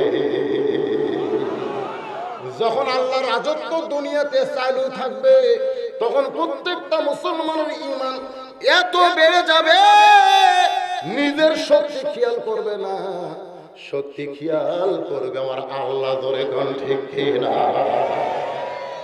আপনারা বলেন তো, আমাদের জাতির পিতা হযরত ইব্রাহিম যখন চড়কের উপরে বসেছিলেন, নিচে নমরুদের চুলা এরকম দাও দাও করে জ্বলেছে, ঠিক কিনা বলেন? বারবার কিন্তু নমরুদ বলেছিল, ইব্রাহিম আগুনে পুড়ে তুই সরকার হয়ে যাবে, আগুনে পুড়ে তুই সরকার হয়ে যাবি। ইব্রাহিম নবী কিন্তু মুস্কি মুস্কি হেসে বলেছিলেন, নমরুদ তুই যে আগুনের কথা আমাকে বারবার বলিস, আমি সেই আগুনের স্রষ্টার প্রেমে পাগল হয়েছি। জোরে করে সুবহানাল্লাহ। নমরুদ তুমি আগুন জ্বালাবার পারো, কিন্তু পুরানোর ক্ষমতা কার হাতে? আমি সে আল্লাহর সঙ্গে বন্ধুত্ব করেছি, দেখি আমার আল্লাহ কি করে। এখান থেকে বোঝা গেল, যারা আল্লাহর হবে তাদের কলিজার মধ্যে শুধু থাকবে কে? আরো জোরে বলেন কে? শুধু আল্লাহ থাকবে। মেয়েটা বলতেছে, আমিরুল মুমিনিন, হোসেন কি 3টা প্রশ্ন করবে আমি জানি না, তবে আমার ঈমান বলতেছে আমি না পারলেও আমার আল্লাহ পারবে। আপনাদের ঈমান কি কয়? এটার কথা বলতেছেন। আমার 5 পরে একজন বলতে, হুজুর বর্তমান প্রধানমন্ত্রী যতদিন বেঁচে আছে ততদিন ওই জায়গাত যাওয়ার ক্ষমতা। আমি বললাম কেমনে? আমার ঈমান তাই করে, যতদিন বেঁচে আছে ওই জায়গাত কেউ যাবার পারবে। আমি বললাম, ভাই তাহলে আর কত বছর? বলতেছে ধরেন 50 বছর। আমি বললাম এটাই তোমার, এটাই আমার ঈমান, কি করবে? আমি তখন বললাম, দেখো 50 বছর না 5 বছর না 10 বছর, এটা কোনো মুসলমান হিসাব করে বলতে পারবে? যেরকম পারবে। কারণ 9টার সময়, রাত 9টার সময় 4 তলা বিল্ডিং, 2 লক্ষ টাকার খাট, 12,000 টাকার কম্বল, 9টার সময় গায়ে দেয়া বলতেছে আমার ঘর আমার বাড়ি আমার নামাই কে? এই কয়ে চোখে মুখে কম্বল দিয়ে শুয়ে বসে রাত 9টায়, আমার বাড়ি আমার ঘর আমার নামাই কে? কিন্তু রাত 4টার সময় 48 সেকেন্ডের একটা ভূমিকম্প, রাত 4টার সময়, 9টার সময় কাছে আমাকে নামাই কে? আর 48 সেকেন্ডের একটা ভূমিকম্প কয়টার সময়? রাত 4টার সময়। খালি বিল্ডিং না, বাড়ি আইনি, খালি ওই এত জোরে নামছে যে কম্বলের মধ্যে লুঙ্গি আছে, ওটা পরার কথা খেয়াল লাগে। বিল্ডিং এর নিচে এসে বিল্ডিং এর দিকে তাকায় আছে। একজন এসে বলতেছে, ভাই আমরাও তো নামছি রে, তোর পরে লুঙ্গি? হাই হাই, লুঙ্গি তো কম্বলের মধ্যে। এখন চিন্তা করেন, 9টার সময় যে লোকটা কইল আমাকে নামাইছে, 4টার সময় তাকে ন্যাংটা করে কে নামাছে? তাহলে মুসলমানের ঈমান হলো তো ইজ্জু মান তাশা, পড়েন তো ইজ্জু মান তাশা ওয়া তুযিল্লু মান তাশা বিয়াদিকাল খায়র ইন্নাকা আলা কুল্লি শাইইন কাদির। আল্লাহু আকবার। সম্মান দিয়া চেয়ারে বসানোর মালিককে, আবার ন্যাংটা করে নিচে নামানোর মালিককে, ভালো মন্দর মালিককে, সমস্ত ক্ষমতার মালিককে। এই যে আল্লাহ আল্লাহ বলতে যারা মুখ বন্ধ তোলেন, আমি যে কোরআনের কথাগুলো বললাম এটা আমার কথা না, আল্লাহ। সম্মান দেওয়ার মালিককে, অপমান করার মালিককে, সমস্ত ক্ষমতার মালিককে। এটাই হলো সবচেয়ে উত্তম জিকির, এটাই হলো উত্তম জিকির। খালি জিকির করতেছে, একেবারে জিকির করে, ফজর নামাজ পড়ে জিকির টিকির করে জমি দেখবার গেছে। জমি দেখবার যায় না সকালবেলা, জমি দেখবার গেছে, যা দেখে ওপর জমির পানি অর্ডার নাই, ওপর জমিতে আধা হাত পানি আর আমার ডাক পানি নাই। ওই চারিদিকে তাকাছে, কেউ নাই, কেউ নাই।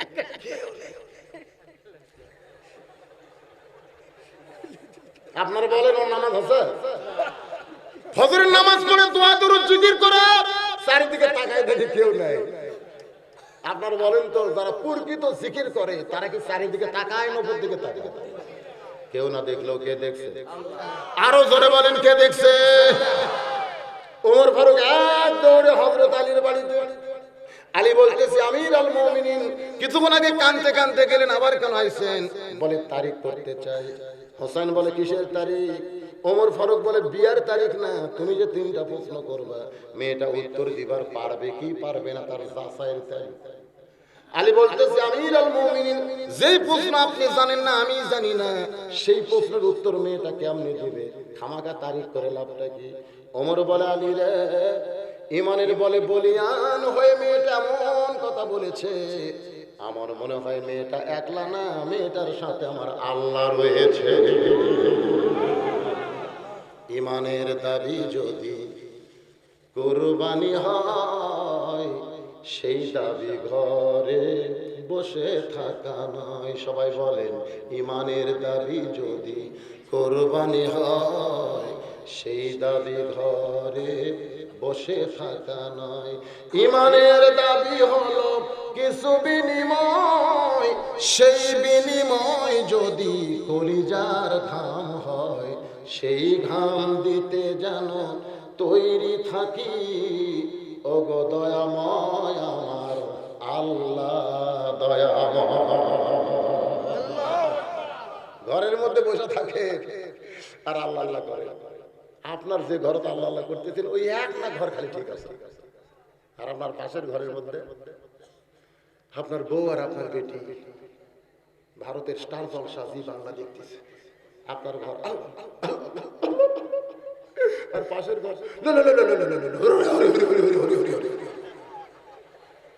একই বাড়ির দুই ঘর, এক ঘর জিকির হয় আর এক ঘর হরি হরি হয়। কেন মুসলমানের ঘর হরি হরি কেন? যাই দেখেন আপনার বউ স্টার জলসা হিন্দুদের নাটক দেখতেছে, আর ওই নাটকের মধ্যে হিন্দুদের পূজার বাদ্য লো লো করে বাজতেছে। রাত 9টার সময় আপনার যখন ঈশার নামাজ পড়ে বাড়িতে যা ঘুমান, ফেরেশতা ঘুরবার আসে আপনাকে এই প্রামাণিক পাড়া জানেন। আশা দেখে যে প্রত্যেক বাড়ির থেকে লো লো লো করে বাদ্য বাজতেছে। ওই স্টার জলসা জি বাংলা দেখার কারণে হিন্দুদের পূজার বাদ্য বাজতেছে। ফেরেশতাকে আল্লাহ এটা কোন এলাকা? আল্লাহ কালীবালার নাম তো কালী, এটা কোন এলাকা? আল্লাহকে আগে হিন্দু আছিল রে, এখন এরা মুসলমান। কত মুসলমানদেরকে ঘরের মধ্যে হিন্দুদের পূজার বাদ্য কেন বাজতেছে? তাই শালারা ভালো আছে কিন্তু বউগুলা ঠিক করে পারবে না। স্বামীগুলা ভালো আছে, বউগুলা ঠিক করতে পারে নাই। যদি আপনি জান্নাতে যাবার চান আপনার বউকে আপনার হেফাজতে আনতে হবে। জোরে গন্ডগোল ঠিক কি না? মান তাশাব্বা বিকওমিন ফাহুয়া মিনহুম। রাসূল বলেছেন যে জাতির যে অনুসরণ করবে ওই জাতির সাথে বান্ধে জাহান্নামে দেওয়া হবে। তো পূজার বাদ্য কারা বাজাবে, মুসলমান না হিন্দু? তা আপনাকে ঘরত বাজবে কেন ডিশের লাইন? বদরের যুদ্ধ করে সাহাবেরা যে সওয়াব পাইছে, আপনি খালি কিসি দিয়ে ডিশের লাইন কাটেন, একই সওয়াব, একই সওয়াব। বর্তমানে বাংলাদেশে বদর যুদ্ধ নাই, আবার ঘরে ঘরে আছে, খালি কাপড় কাটা কিসি দিয়ে আপনি ডিশের লাইন বিসমিল্লাহ কাটে দেন। বউ যদি কয় ডিশের লাইন কাটেন আমি থাকবো না, আপনি তখন বলবে যা পুরানা বউ আর কতদিন থাকবো, যা পুরানা বউ। খালি যদি বলেন পুরানো বউ যা, ওই জোড়াত করে আমি ডিজেল লাইনও দেখবো না, আমি আপনাকে ছাড়বো না, কিন্তু আমরা এই শক্ত কথা খবর পারি না দেখে বউ যা ইচ্ছা তাই। জোরে কোন কথা ঠিক কি না?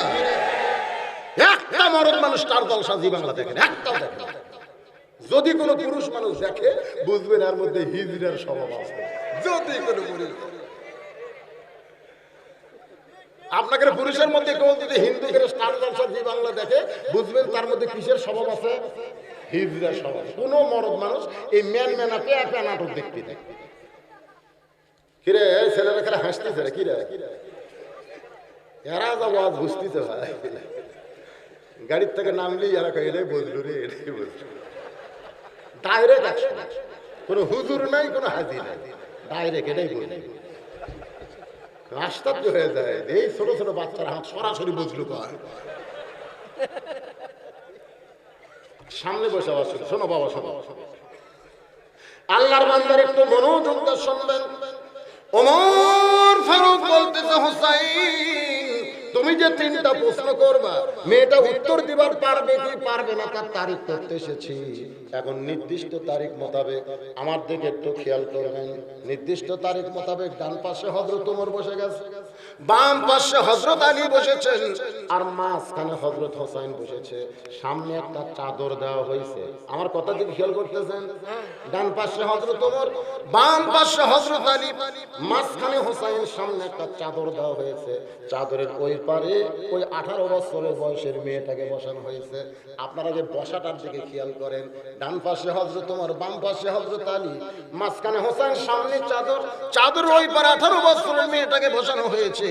এখানে আমাদের একটা জিনিস খেয়াল করা লাগবে, সামনে চাদর দেওয়ার কারণ কি? সকলে জবান করে বলেন কারণ কি? পর্দা। আরো জোরে। অথচ আমাদের বাংলাদেশে মমতাজ বেগম গানে গানে কইছে, ওরে শরীয়তের মাওলানা চোখ দুইটা করলা কানা, ওরে শরীয়তের মাওলানা চোখ দুইটা করলা কানা, মনের পর্দা বড় পর্দা তোমরা খুঁজে পাইলা না, তেতুল হুজুর বুঝলো না। তেতুল তত্ত্ব কিছুদিন আগে হাসান গিনু বলে নাই, এই মোল্লা আর তেতুল তত্ত্ব শোনেন নাই? হাসান গিনু আজকে কয়েকদিন আগে সংসদের মধ্যে বলেছে, এই মোল্লারা ওয়াজের নামে রাজনীতি করে, ওয়াজের মাধ্যমে মানুষকে। জিনু আর রাশেদ খান মিলন, তোমরা দুইজন যদি বাংলাদেশের কোন ইউনিয়ন পরিষদের চেয়ারম্যান হওয়ার জন্য দাঁড়াও, বাংলার জনগণ ভুল করেও তোমাকে ভোট দিয়ে চেয়ারম্যান বানাবে না, কারণ চেয়ারম্যান হওয়ার যোগ্যতা তোমাদের নাই। বর্তমান সরকারের দয়ায়, বর্তমান যে সরকার আছে এই সরকারের দয়ায় এরা সংসদে ঢোকার সাধ্য আছে। জোরে কথা ঠিক করে কোরআনের রাজত্বের দিকে ডাকে আর এই তেতুল তত্ত্ব প্রচার করে। এই কথাগুলো ইনু সাহেব বলল। আমি পরের দিন আমার মাহফিল ছিল নড়াইল, ইউটিউবে দেখবে, আমি নড়াইল গিয়ে বলেছি বর্তমান সরকারের পাশে না থাকলে ওরা চেয়ারম্যান হবে, আর ওরা সংসদে যায় তেতুল তত্ত্ব। আর মমতা তেতুল হুজুর বলতে আহম্মদ শফি হুজুরকে বুঝাইছে। জানেন বর্তমানে 103 বছর বয়স। গোটা বাংলাদেশের ভিতরে সমস্ত আলেমেরা যাকে মাথার তাজ বলে সম্মান করে, আলেমদের উস্তাদ, লক্ষ লক্ষ আলেমের উস্তাদ আহমদ শফি, তাকে বানাইছে তেতুল হুজুর। জোরে কোন কি হুজুর?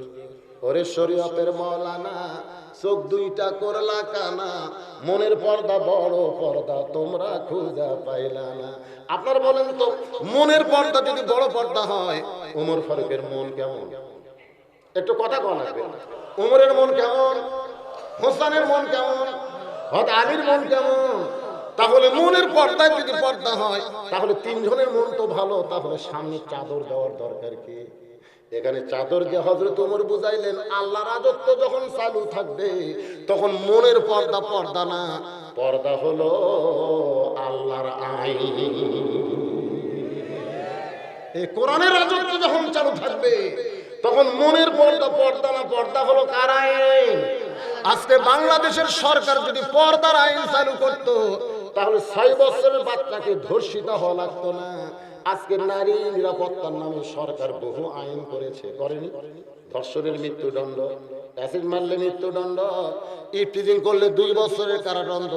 এত কঠিন কঠিন আইন করার পরেও বাংলাদেশের নারীরা কিন্তু নিরাপত্তা পাচ্ছে না। কারণ কি বোঝা লাগবে তো, যে ঘরের মধ্যে যে শুটকি মাছ আছে, এই শুটকি মাছ যদি ঘরে থাকে, বিড়ালকে কোনোদিন দাওয়াত দেওয়া লাগে? যে আমার ঘরে শুটকি আছে, বিড়াল তোমার দাওয়াত লাগে না। শুটকির গন্ধ বিড়াল নাকের সাথে একটা সম্পর্ক আছে না নাই? বিড়াল ঘরের মধ্যে যায়, দেখে ঘরের দরজা খোলা পায়, বিড়াল খুশি হইয়া খাটের তলে ভুলকি দিয়ে দেখে পাতিলে শুটকি আছে, তার উপর কোনো ঢাকনা নাই। ঢাকনা ছাড়া শুটকির পাতিলে বিড়াল বিসমিল্লাহ ছাড়া মুখ দিয়ে সমানে শুটকি খায়। খসর খসর শব্দতে শুটকির মালিক চিন্তা করে, কে শব্দ কি? আইসা থেকে বিড়াল কাম সারতেছে। পিছন দিক থেকে বিড়ালকে খপ করে ধরে বলতে, বিড়াল আমার 2000 টাকা কেজি শুটকি তুই কেন খাইলি বল? পুনরায় যদি শুটকি খাস, তোরে 20টা বেত মারবো। যেই বিড়ালকে একটা বেত মারলে বিড়াল মরে যাবে, সেই বিড়ালকে 20টা বেতের আইন দিয়ে বিড়ালকে ছাইড়া দিছে, ঘরের দরজা জানলা আগের মতোই খোলা রাখছে। আপনার বলেন তো 20টা বেতের আইনে কি বিড়াল শুটকি খাওয়া বন্ধ করবে? তুমি যতই আইন করো বিড়ালের হাত থেকে শুটকি বাঁচাবার পারবে না। শুটকি যদি তুমি বাঁচাবার চাও তাহলে তোমার মিথ্যা 20টা বেতের আইনের দরকার নাই, দরজা জানলা বন্ধ করে দাও। বিড়ালের বাপেরও ক্ষমতা নাই শুটকির কাছে আসতে পারে। আজকে নারী নিরাপত্তার নামে যত আইন করেছে সরকার, একটা আইনেরও দরকার নাই।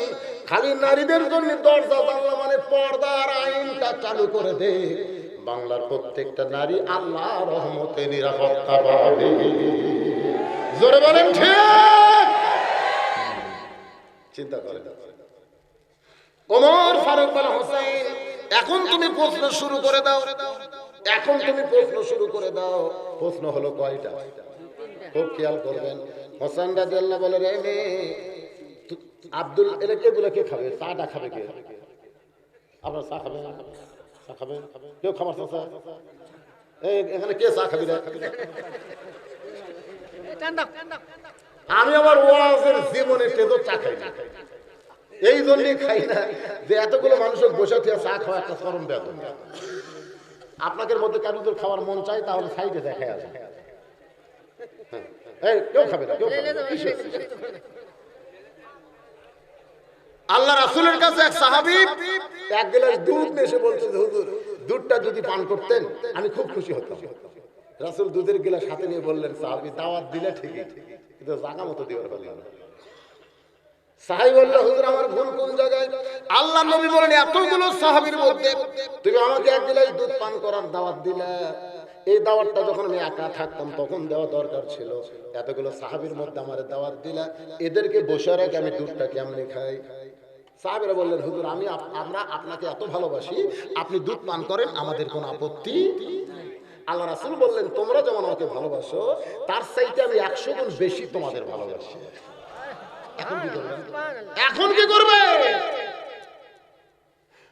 গরিব সাহাবী চোখের পানি বের করে কান্দে। আল্লাহ নবী দুধের গিলাস নিয়ে বলে, সাহাবীরা রে, ও দাওয়াত দিতে ভুল করেছে, ও দাওয়াত দিতে ভুল করেছে, তাই বলে আমি কি দাওয়াত দিতে ভুল করব নাকি? আমি তোমাদের সবাইকে দাওয়াত দিলাম, পেট ভরে দুধ পান করো। সুবহানাল্লাহ। এক গ্লাস দুধ নবী নিয়ে বললেন, তোমাদের সকলকে আমি দাওয়াত দিলাম, পেট ভরে দুধ পান করো। এই বলে আল্লাহ নবী দুধের গ্লাসে মুখ লাগাই দিয়া কিছু দুধ পান করা আবু বকরকে বলে, আবু বকর পেট ভরে দুধ পান করে ওমরকে পার করে দাও, ওমর পেট ভরে দুধ পান করে ওসমানকে দাও, ওসমান পেট ভরে দুধ পান করে আলীকে দাও।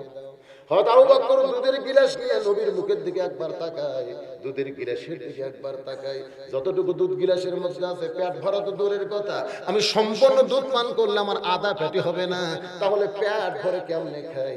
রাসূল বলে, আবু বকর তোমার যে 2 চোখ দুধ কম দেখতেছে ওই 2 চোখ বন্ধ করে দাও, যে 2 চোখ দুধ কম দেখতেছে ওই 2 চোখ বন্ধ করে দাও। অবাক করে আল্লাহ 2টা চোখ বন্ধ করে দিলেন। ইয়ানজুরু বিনুরিল্লাহ, তাকায় দেখে দুধের গিলাস নাই, আল্লাহ দুধের ভান্ড বানায়া দিয়েছে। আবু বকর আল্লাহ পেট ভর পান করে ওমর ফারুককে দেয়, ওমর ফারুক আবু বকরের দিকে তাকায়, গিলাসের দিকে তাকায়, গিলাসের দিকে তাকায়, আবু বকরের দিকে তাকায়, বলে তুমি তো ঢক ঢক করে দুধ পান করলে, কিন্তু গিলাসের তো কিছুই ফুরাইনি, তুমি কি দুধ পান করলে অভিনয় করলে? আবু বকর বাল্লিগো আননি ওয়ালাও আয়া, বাল্লিগো আননি ওয়ালাও আয়া। আবু বকর বলে, ওমর সব বন্ধ করো। ওমর ফারুক সব বন্ধ করে দেখে হাতের গিলাস না, ওটা আল্লাহ দুধের বালতি বানায় দিয়েছে, পেট ভরে পান করে ওসমানকে দেয়। একে 70 জন সাহাবী চোখ বন্ধ করে দুধ পান করে নবীর হাতে যখন গিলাসটা দিচ্ছে, নবী গিলাসটা দাওয়াতকারী সাহাবীর হাতে ফেরত দেয়। সাহাবী তাকায় দেখে যেমন দুধ তেমনি দেখা যায়, বলে, ইয়া রাসূলুল্লাহ আমি যতটুকু দুধ এনেছি ততটুকুই তো গিলাসের মধ্যে আছে। আল্লাহ নবী বললেন, আল্লাহ দুধটা ঠিক রেখে বরকতের উপরে 70 জন সাহাবীর পেট ভরায়া দিয়েছে। তাহলে সবাইকে খাওয়ানোর নিয়ত করা, এটা কি কমে যাওয়া না বরকত হওয়া? আমি তো বলতেছি এনারা সবাইকে খাওয়াবে, পোলা খাওয়াবে, তবারক না, আবার চা খাওয়ার কি দরকার? কি মন খারাপ করতেছেন? আল্লাহর বান্দার একটু খেয়াল করেন। উমর ফারুক বলে, হোসাইন এখন তুমি প্রশ্ন শুরু করে দাও। এবার হোসাইন রাদিয়াল্লাহু দাঁড়িয়ে প্রশ্ন করতেছে, একটু মনোযোগ দিবেন। হোসাইন বলতেছে, রে মেয়ে, তুমি একা একা বসে আছো, তাই বলে মনে করো না তুমি একলা হয়ে গেছো, বরং আমি হোসাইন বড় একা হয়েছি। ওমর ফারুক বলে, হোসেন প্রশ্ন করা বাদ দিয়ে তুমি কি বলতেছো? তুমি একা কেমনে হলে? তোমার ডান পাশে আমি বসে আছি, বাম পাশে তোমার বাবা বসে আছে, তাহলে তুমি কেমনে একলা হলে? হোসেন বলে, রে মেয়ে, তুমি একা একা বসে আছো তাই বলে মনে করো না তুমি একলা। আমার ডান পাশে যে মহামানব, আমার বাম পাশে যে মহামানব বসে আছে, এই দুইটা মানুষ শুধু দেহ নিয়ে আমার পাশে বসেছে, কিন্তু মনে মনে তোমার পক্ষ নিয়েছে। আপনার বলেন হযরত ওমর কার পক্ষে? হযরত আলী কার পক্ষে? কিন্তু বসে আছে ছেলের পক্ষে, ছেলের ধারে। তার মানে বোঝা গেল ছেলের ধারেই শুধু দেহ নিয়ে বসে থাকলে হবে না, শুধু দেহ নিয়ে থাকলে হবে না, মনটার দিকে খেয়াল করা লাগবে। ওমর ফারুক বলে, হোসেন এখন তুমি প্রশ্ন করো। আমার মায়েরা যারা পর্দার অন্তরালে একটু মনোযোগ দিয়ে শুনবেন। হোসেন বলে, 1 নম্বর প্রশ্ন হলো, আমার মাকে তুমি জানো? যেই বলছে আমার মাকে তুমি জানো, সঙ্গে সঙ্গে হযরত আলী চমকে উঠছে, হযরত আলী চমকে উঠছে। আমি ছেলের সঙ্গে আছি, ছেলে আমার কথা না বলে তার মায়ের কথা কেন বলতেছে? হোসেন তো বলতে পারতো, এ মেয়ে, আমার বাবাকে তুমি জানো? বাবার কথা না বলে মায়ের কথা বলার পিছনে কারণ হলো, বাবা আনন্দে মাতিয়া সাগরে ভাসাইয়া সেই যে চইলা যায় খবর লয় না, মাজন ধরিয়া উদরে কতই যতন করে, 10 মাস পরে পায় প্রসবের বেদনা, এমন দরদি ভবে কেউ হবে না আমার মা। মা গো, মা গো, একটা ডাক দেন তো, মা। কি কেমন লাগে?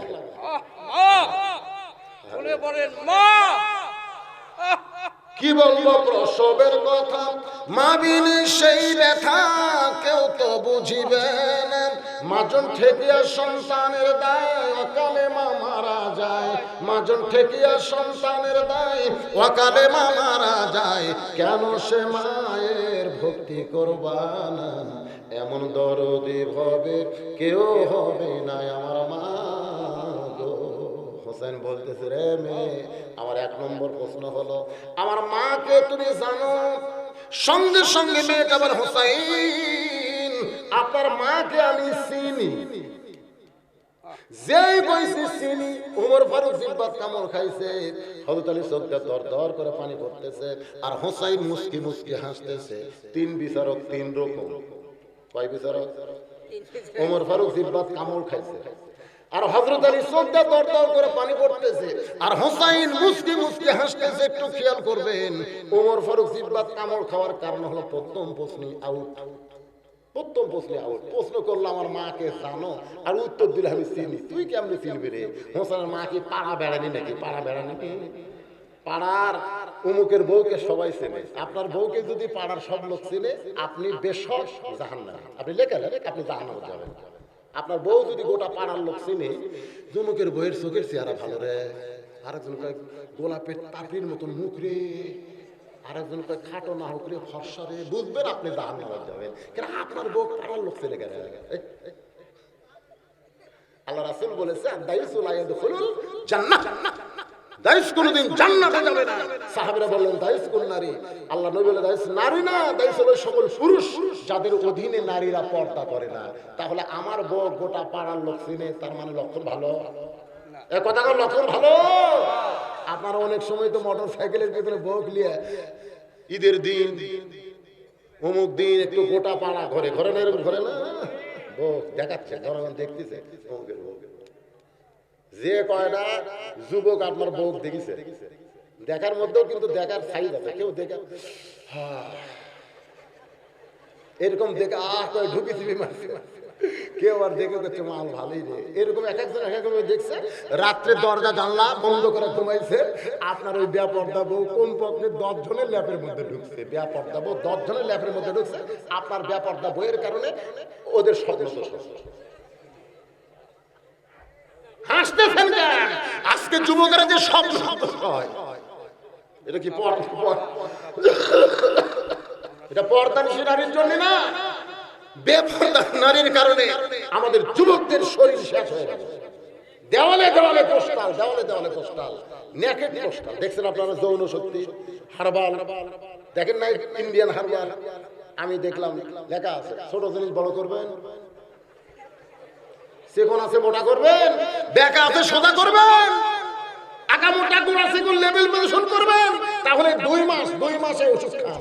আপনি খালি 2 মাস ওষুধ খাবেন, আপনি প্রথম 7 দিন ভালো থাকবেন, পরে আপনি হিজড়া হয়ে যাবেন, হিজড়া হয়ে যাবেন। মুসলমান কোনদিন ইন্ডিয়ান হারবাল খাওয়া লাগবে না। মুসলমানের সবচাইতে বড় ওষুধ হলো আল্লাহর কোরআন। করে কথা ঠিক কি? অনুনাজ্জিলু মিনাল কোরআনি মা হুয়া শিফাউ ওয়া রাহমাতুল লিল মুমিনিন। সব সমস্যার সমাধান। এত আস্তে বলেন কেন? এর চাইতে জোরে পারবেন না? সব সমস্যার সমাধান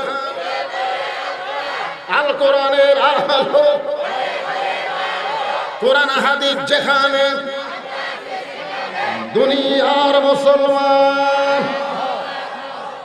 হযরত আলীর চোখটা দরদর করে পানি পড়তেছে।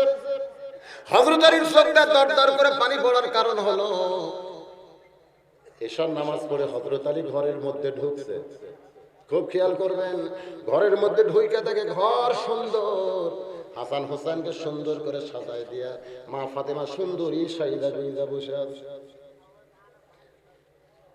হযরত আলী ঘরের মধ্যে ঢুকে আল্লাহর প্রশংসা করতেছে, এত সুন্দর ঘর সাজাইছে, এত সুন্দর সন্তান দুইটাকে সাজায় দিয়া বউটা সুন্দরী সাইদা গুইজা বসে আছে। হযরত আল্লাহর শুকর আদায় করতেছে। এমন সময় ফাতেমা হাসান হোসেনকে বুকের মধ্যে নিয়ে বলে, বাবা তোমরা 2 ভাই একটু অন্য ঘরে যাও, তোমার বাবার সঙ্গে আমার গোপন কিছু গল্প আছে। হাসান হোসেন যখন অন্য ঘরে যায়, মা ফাতেমা আস্তে করে ঘরের দরজা বন্ধ করে দেয়। দরজা বন্ধ করার পরে হযরত আলী আরো আনন্দ নিয়ে বলে, ফাতেমা আজকে 6 মাস আগে নবী দুনিয়া থেকে বিদায় নেওয়ার পরে তুমি আমার সঙ্গে তেমন করে ভালো কথা বলো নাই, শুধু কান্নাকাটি করেছো। আজকে এত সুন্দর করে ঘর সাজাইছো, এত সুন্দর করে হাসান হোসেনকে সাজায় দিয়ে তুমি সুন্দরী সাইদা কইজা ঘরের মধ্যে বসে আছো।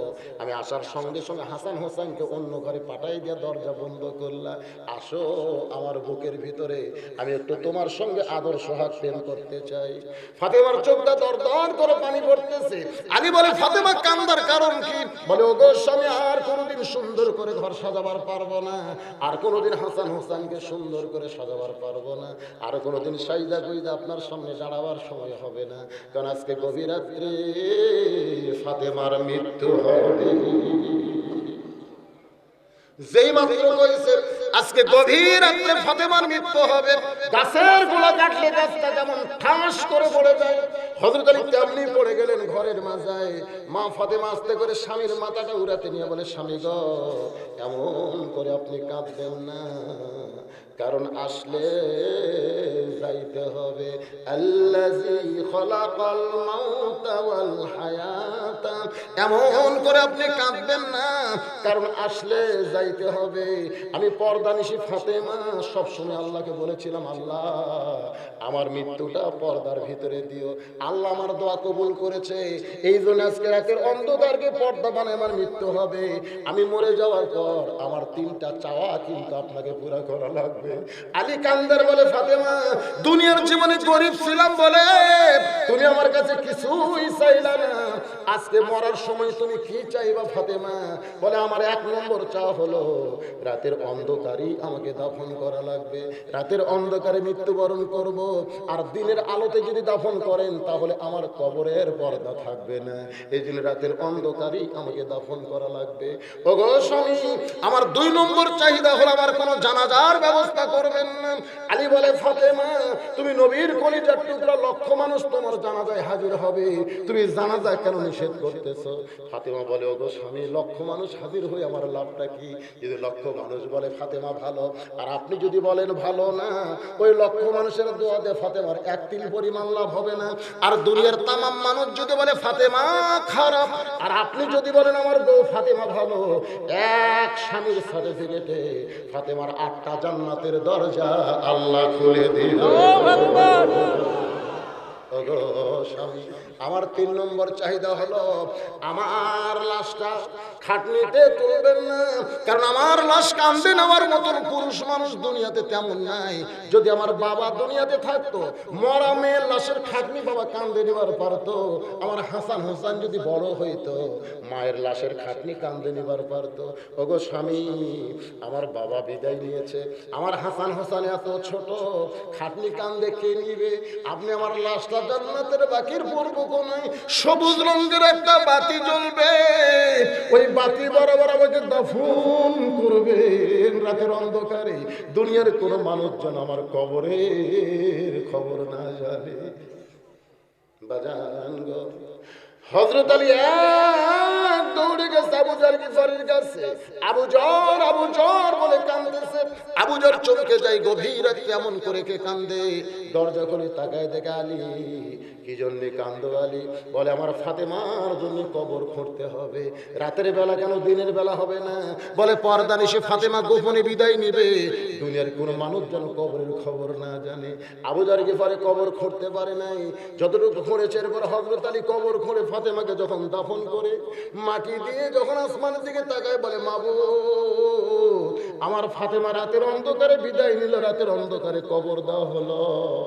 এই বলে যেই মাত্র কবরের দিকে তাকাইছে, দেখে সামনে কয়েকটা পুরাতন কবর দেখা যায়। আলী কান্দারা বলে ফাতেমার কবর, এই মাত্র ফাতেমার কবর দিলাম, কবর কোন জায়গায়? কে যেন বলতেছে, আলী রে, আমার ফাতেমা পর্দানিশী, আমি আল্লাহ জোহরা ডিগ্রি দিয়া ফাতেমার কবরকে কিয়ামত পর্যন্ত পর্দা করেছি। যেই ফাতেমার কবরের খবর দুনিয়ার মানুষ জানে না, সেই ফাতেমারে চিনবে কেমনে? মেয়েটা যে বলতে, হোসাইন আমি আপনার মাকে চিনি, কেমনে চিনবে? আলী কাঁদতেছে আর ওমর ফারুক জিব্বাত কামড় দিয়া, হোসাইন মুস্কি মুস্কি হাসতেছে।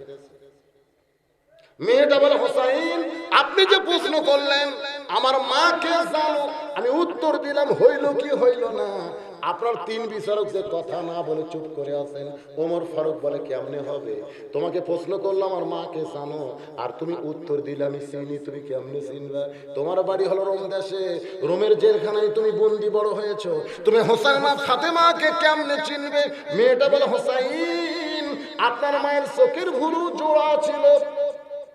যেই বলে আপনার মায়ের চোখের ভুরু জোড়া ছিল, বাম গালে কালো একটা তিল ছিল, থুতুনির তলে লাল একটা দাগ ছিল।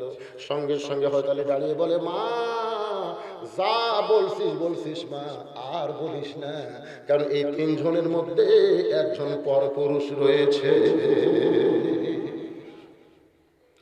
যা বলছিস আর বলিস না, এই 3 জনের মধ্যে একজন পরপুরুষ। পরপুরুষের নাম কি? হযরত ওমর চিন্তা করে দেখেন যে ওমর সম্পর্কে রাসূল বলেছেন, আমার পরে কেউ যদি নবী হতো লাকানা ওমর। নবুয়তের দরজা বন্ধ হয়েছে বলে ওমর নবী হয় নাই, কিন্তু নবী হওয়ার সব যোগ্যতা আল্লাহ ওমরকে দিয়েছে। সেই ওমরের মতন মহান মানুষ যদি পরপুরুষ হয়, তাহলে মুরিদের বইয়ের কাছে পীর কি পুরুষ? মুরিদের বউ আর পীর সাহেব এ কথা বল না কেন? পরপুরুষ। আজকে আমাদের বাংলাদেশে আমার দয়াল বাবা কেবলা কাবা আয়না কারিগর, আয়না বসাইয়া দিছে কলবের ভিতর রে বাবা। ফেসবুক খুললেই দেখা যায় বাবার পায়ে মেয়ে মানুষ সেজদা করতেছে, দেখা যায় না? এটা বাংলাদেশ না বিদেশে? আমাকে বাংলাদেশে 90% মুসলমানের দেশে এরকম বেহায়াপনা চলে। এগুলোর বিরুদ্ধে সংসদে কথা হয় না, কথা হয় বল মসজিদ কি ওয়াজ করলো।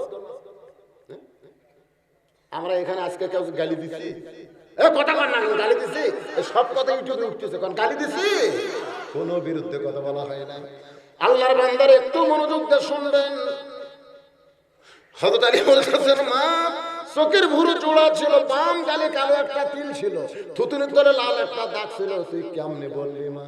মেয়েটা বলতেছে, মুরব্বি ওই রোমের জেলখানায় যখন আমি বন্দী ছিলাম, সকালবেলা 3টা করে চাবুক মারতো, বিকালবেলা 3টা করে চাবুক মারতো। এই চাবুক মারতে মারতে একসঙ্গে আমি বেহুশ অবস্থায় আল্লাহকে বললাম, মাবুদ আপনি আছেন আসমানে আর নবী আছে মদিনায়, এই রোমের জেলখানায় আমাকে দেখার মতন কেউ নাই।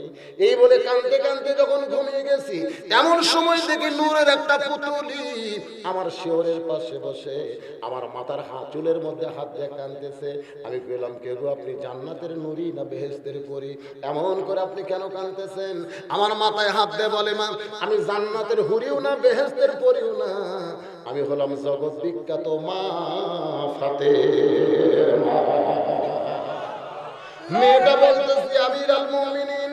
আমি সঙ্গে সঙ্গে চোখের দিকে তাকায় দেখি চোখের ভুরু জোড়া দেখতে পাই, বাম গালে কালো একটা তিল দেখেছি, থুতুনির তলে লাল একটা দাগ দেখতে পাই। হোসেন চিল্লা বলে, রে মেয়ে, আমি 1 নম্বর প্রশ্নের উত্তর যেমন আশা করেছিলাম তার চাইতে তুমি 100 গুণ সুন্দর দিয়ে। ওমর ফারুক বলে, আলী রে, আমার ঘটকালে আল্লাহ কবুল করেছে, আমার মনে হয় আমার ঘটকালে আল্লাহ কবুল করেছে। হোসেন বলতেছে, এত সহজ না, একটা প্রশ্নের উত্তর দিলে বিয়ে করব, সেই কথা কিন্তু আমি বলি নাই। 3 প্রশ্নের উত্তর দেওয়া লাগবে। কয় প্রশ্ন? একটা প্রশ্ন সবাই পারবে। হিন্দু বলেন, বৌদ্ধ বলেন, খ্রিস্টান বলেন, ইহুদি বলেন, ঠেলা করলে যা আল্লাহ সবাই কয়, এটাকে আপনারা বিশ্বাস করেন? যুদ্ধের সময় অনেক হিন্দুরা আল্লাহ ঠেলা। আর আমার জীবনে বাস্তব, আমি ওই কাজীপুর পৌরসভার মধ্যে আমার গাড়ি থুয়ে যমুনার ওই পারে মাঝনা বাড়ি, আমার মাঝনা বাড়ি। তো মাহফিল কমিটি বিশাল একটা নৌকা নিয়েছে, একেবারে লঞ্চের মতো। আমি নৌকার মাঝে বসলাম, দেখি 100 যাত্রী নৌকা যখন যমুনার মাঝখানে, আল্লাহর কি শান, আসমানে কালো মেঘ, মেঘের মধ্যে বাতাস। যেই বাতাস শুরু হলো, ওই নৌকায় এতগুলো মানুষের মধ্যে 2 জন হিন্দু ছিল। ওই 2 হিন্দু আমার কাছে এসে বলতেছে, হুজুর কিছু একটা করে। আমি বললাম, কি করবো? বলে, এরকম অবস্থা হলে আজান দেওয়া লাগে। আমি বললাম, কে রে তোমরা হিন্দু হয়ে আজান কি বলবো? হুজুর আমাদের বাড়ি মুসলমান এলাকা, তো এরকম বিপদ হলে মুয়াজ্জিন আজান দেয়। আমার হাফেজ সাহেব করলাম, দেওয়া যায়, 1 বার দিলে ভালো কমে গেল, 2 বার দিলে ভালো হলো। আমি 2 হিন্দুকে বললাম, তোদের ভগবানের খবর কি? ওরা 2 জন নিচের দিকে তাকায় বলতেছে, ঠেলা কোলে ভগবান আছে, ঠেলা কোলে সবাই আল্লাহ কয়, জোরে কান ঠিক হয়। তাহলে কবরে 3টা প্রশ্নের মধ্যে 1 নম্বর প্রশ্নের উত্তর সবাই পারবে। হিন্দুরাও আল্লাহ বলবে, খ্রিস্টানও আল্লাহ বলবে, ইহুদিও আল্লাহ বলবে, মুসলমানও আল্লাহ বলবে। কিন্তু 2 নম্বর প্রশ্ন যখন করবে তখন ধরা খাবে। যখন 2 নম্বর বলবে, আমার দিনুকা, তোমার দিন কি, তখন তার কথা একমাত্র কারা পারবে?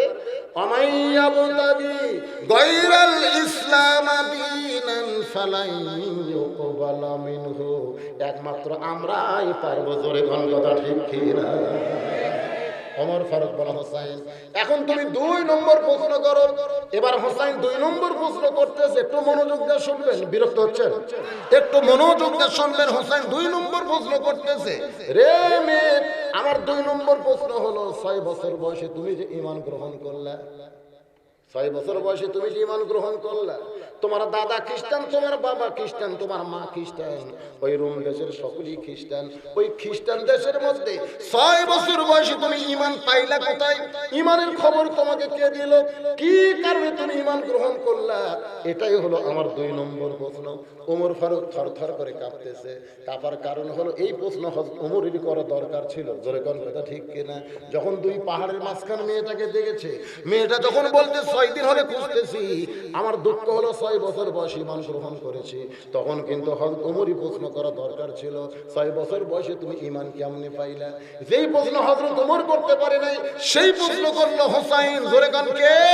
সেই প্রশ্ন করলো হোসাইন, 6 বছর বয়সে ঈমান কেমনে পাইলা?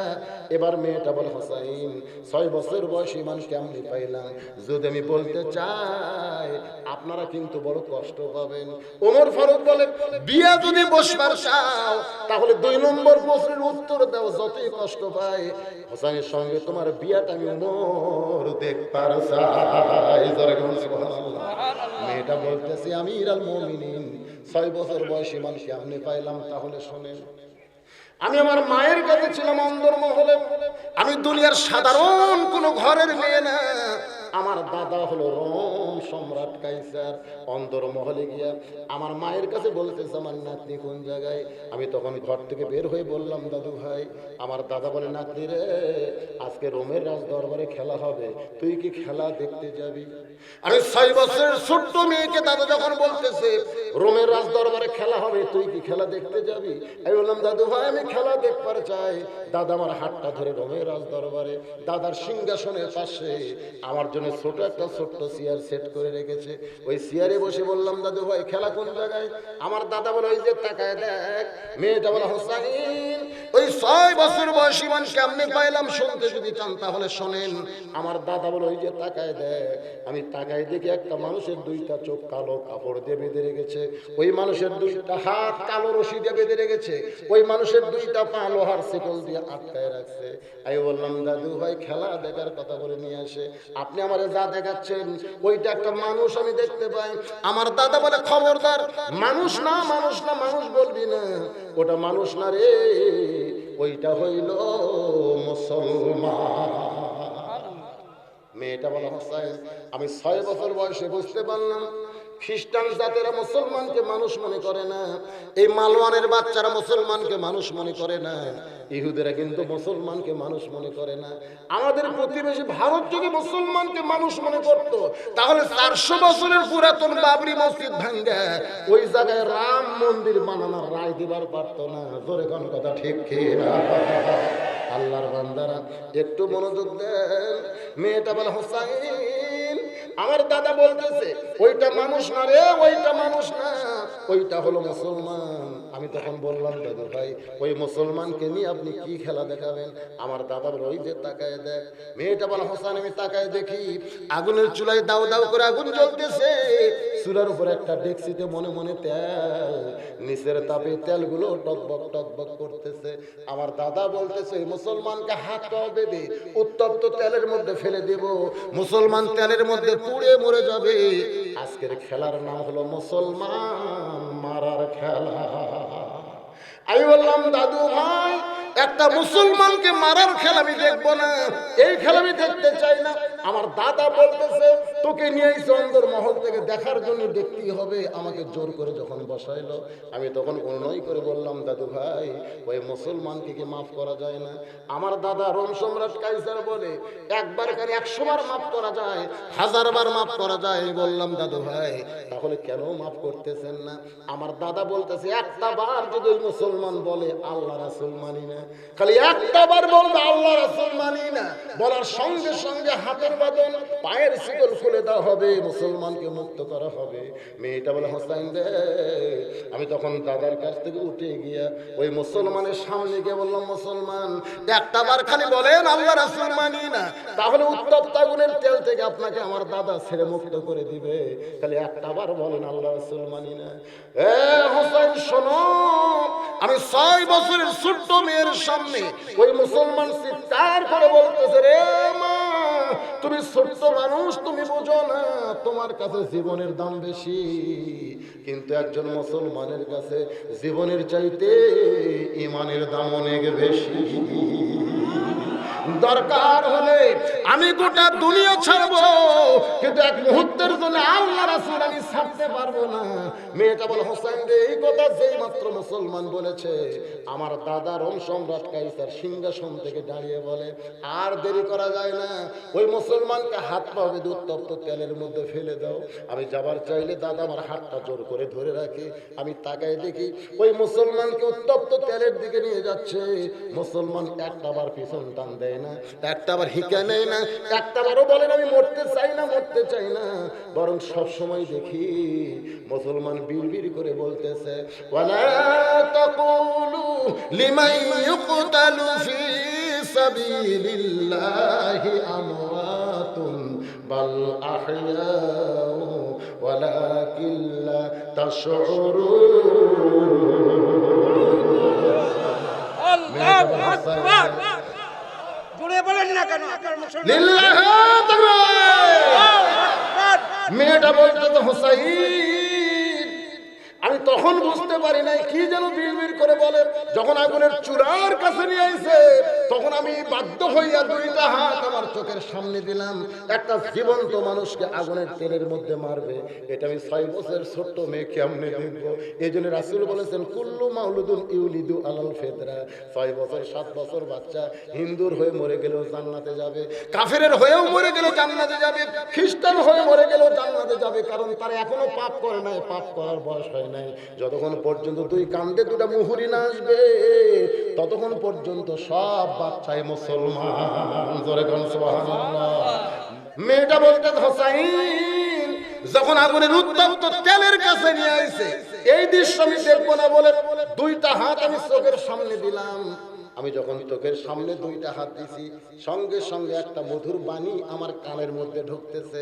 সেই বাণীটা হলো লা ইলাহা ইল্লাল্লাহু মুহাম্মাদুর রাসূলুল্লাহ। মেয়েটা বলে হোসাইন ওই মুসলমান এত জোরে কলমা পড়তেছে, যেই কলমার আওয়াজটা আমার কানের মধ্যে আমার কলিজার মধ্যে জায়গা নিয়েছে, আমার দুইটা হাত চোখের সামনে আমি তখন দেখতে পাই। মেয়েটা বলতেছে আমি তখন দেখতে পাই ওই মুসলমানের দেহ খাঁচাটা উত্তপ্ত তেলের মধ্যে পড়তেছে। ওই তেলের মধ্যে পর আগে খাঁচার ভিতর থেকে একটা পাখি কে যেন ধরে সবুজ রঙের বাগানে ছেড়ে দেয়। আমি দেখলাম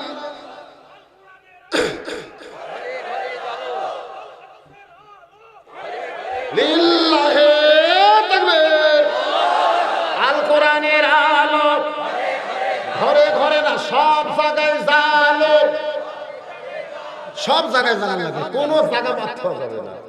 আমরা সংসদের কথা বলে আবার আরো কবি ওই দরকার নাই, সংসদ কি সব জায়গা, তার মধ্যে সংসদ আছে না নাই দরকার আছে সব জায়গায় আল কোরআনের আলো।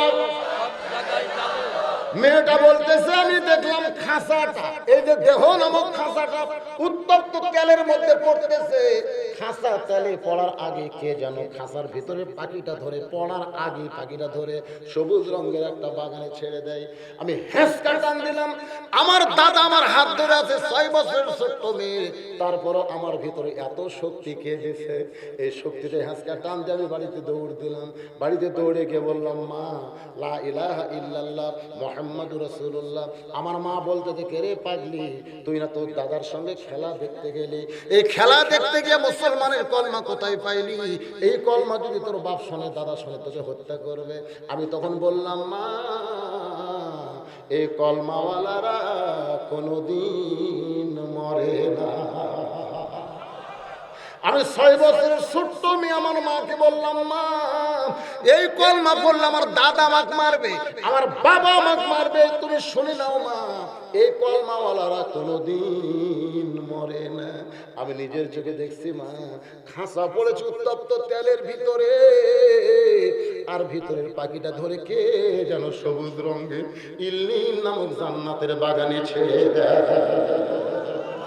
মেয়েটা বলে হোসেন। আমি এক দৌড়ে আবার রাজদরবারে আসলাম। আসার পরে দেখি আমার দাদা সৈন্যদের নিয়ে নাচানাচি করতেছে, আনন্দ করতেছে। আমার হাত ধরে বলে কে রে না তুমি ভয় দৌড় মারছিলি? ওই যে দেখ মুসলমানকে পুরা ছারখার করে দিলাম, উত্তপ্ত তেলের মধ্যে মুসলমান কই ভাজা মাছের মতন মরে পড়ে আছে, দেখে তাকায় দেখ। আমি তখন মুসকি মুসকি হাসি। আমার দাদা বলে নাতি রে তুই কেন হাসতেছিস? আমি তখন বললাম দাদু ভাই হাসার কারণ হলো কানার ভাগ্যে ধন মিলে না, কানার ভাগ্যে ধন মিলে না, সামনে পড়ে আছে সোনা কানা দেখতে পায় না, মাটি মনে করে ফাইলা দেয় হাতে তুলে নেয় না, কানার ভাগ্যে ধন মিলে না। ও দাদা তোমরা বলতেছো মুসলমান পড়ে আছে, মুসলমান পড়ে গেছে, আমি নিজের চোখে দেখছি দাদা মুসলমানের খাঁচা পড়তেছে, আর মুসলমানের পাখি আমার সোনার ময়না পাখি, সবাই বলেন আমার সোনার ময়না পাখি, খাঁচা খানা কবর দিয়া জান্নাতে উইড়া গেলি নাকি রে আমার সোনার ময়না পাখি। আমাদের দেহ নামক খাঁচা যাবে কবরে, মুসলমানের পাখির কোনো কবর হবে না, ওই পাখি উড়ে যাবে ইল্লিন নামক জান্নাতের বাগানে। মেয়েটা বলে হুসাইন এইভাবে 6 বছর বয়সে আমি রোমের রাজদরবারে ঈমান গ্রহণ করেছি। সঙ্গে সঙ্গে হুসাইন চিল্লায় বলে আল্লাহ, আমি 2 নম্বর প্রশ্নের উত্তর যেমন আশা করেছিলাম তার চাইতে মেয়েটা 1000 গুণ সুন্দর দিয়েছে। ওমর ফারুক বলে আলী রে, আমার ভোটটা আল্লাহ কবুল করেছে। হোসেন বলে এত সহজ না, 3টা প্রশ্নের উত্তর না দিলে আমি কিন্তু বিবাহ করব। জোরে কোন করব? ওমর ফারুক বলে হোসেন এখন 3 নম্বর প্রশ্ন করো। হোসেন 3 নম্বর প্রশ্ন করার আগে আপনাদের কাছে আমার একটা প্রশ্ন হয়ে যায়, একটা প্রশ্ন দেখি তো আপনার উত্তর দিবার পারে কিনা। একটা প্রশ্ন করব। আচ্ছা, এই যে একটা গান আমরা শুনছিলাম, পরের জায়গা পরের জমি, বলেন পরের জায়গা পরের জমি, ঘর বানায় আমি রই, আমি কিন্তু ঘরের মালিক নই। এরপরে কি? জমিদারের ইচ্ছা মতন দেই না জমিন চাষ, তাই তো ফসল ফলে না রে দুঃখ 12 মাস। আমি খাজনাপাতি সবই দিলাম, তবু জমিন হয় যে নিলাম, দুঃখের কথা কারে কই, পরের জায়গা পরের জমি, ঘর বানায়া আমি রই। জমিদারের ইচ্ছা মতন দেই না জমিন চাষ। জমিদারকে আরো ধরে কোন জমিদারকে? সেই জমিদার ইচ্ছা করেছেন ওমা তুনফিকু মিন শাইইন ফি সাবিলিল্লাহি ওয়াফা ইলাইকুম ওয়া আনতুম লা তুজলামুন। জমিদার চায় আমার দেওয়া সম্পদ তোমাদের কাছে আমানত স্বরূপ রাখা হয়েছে, এই আমানতের খিয়ানত করো না।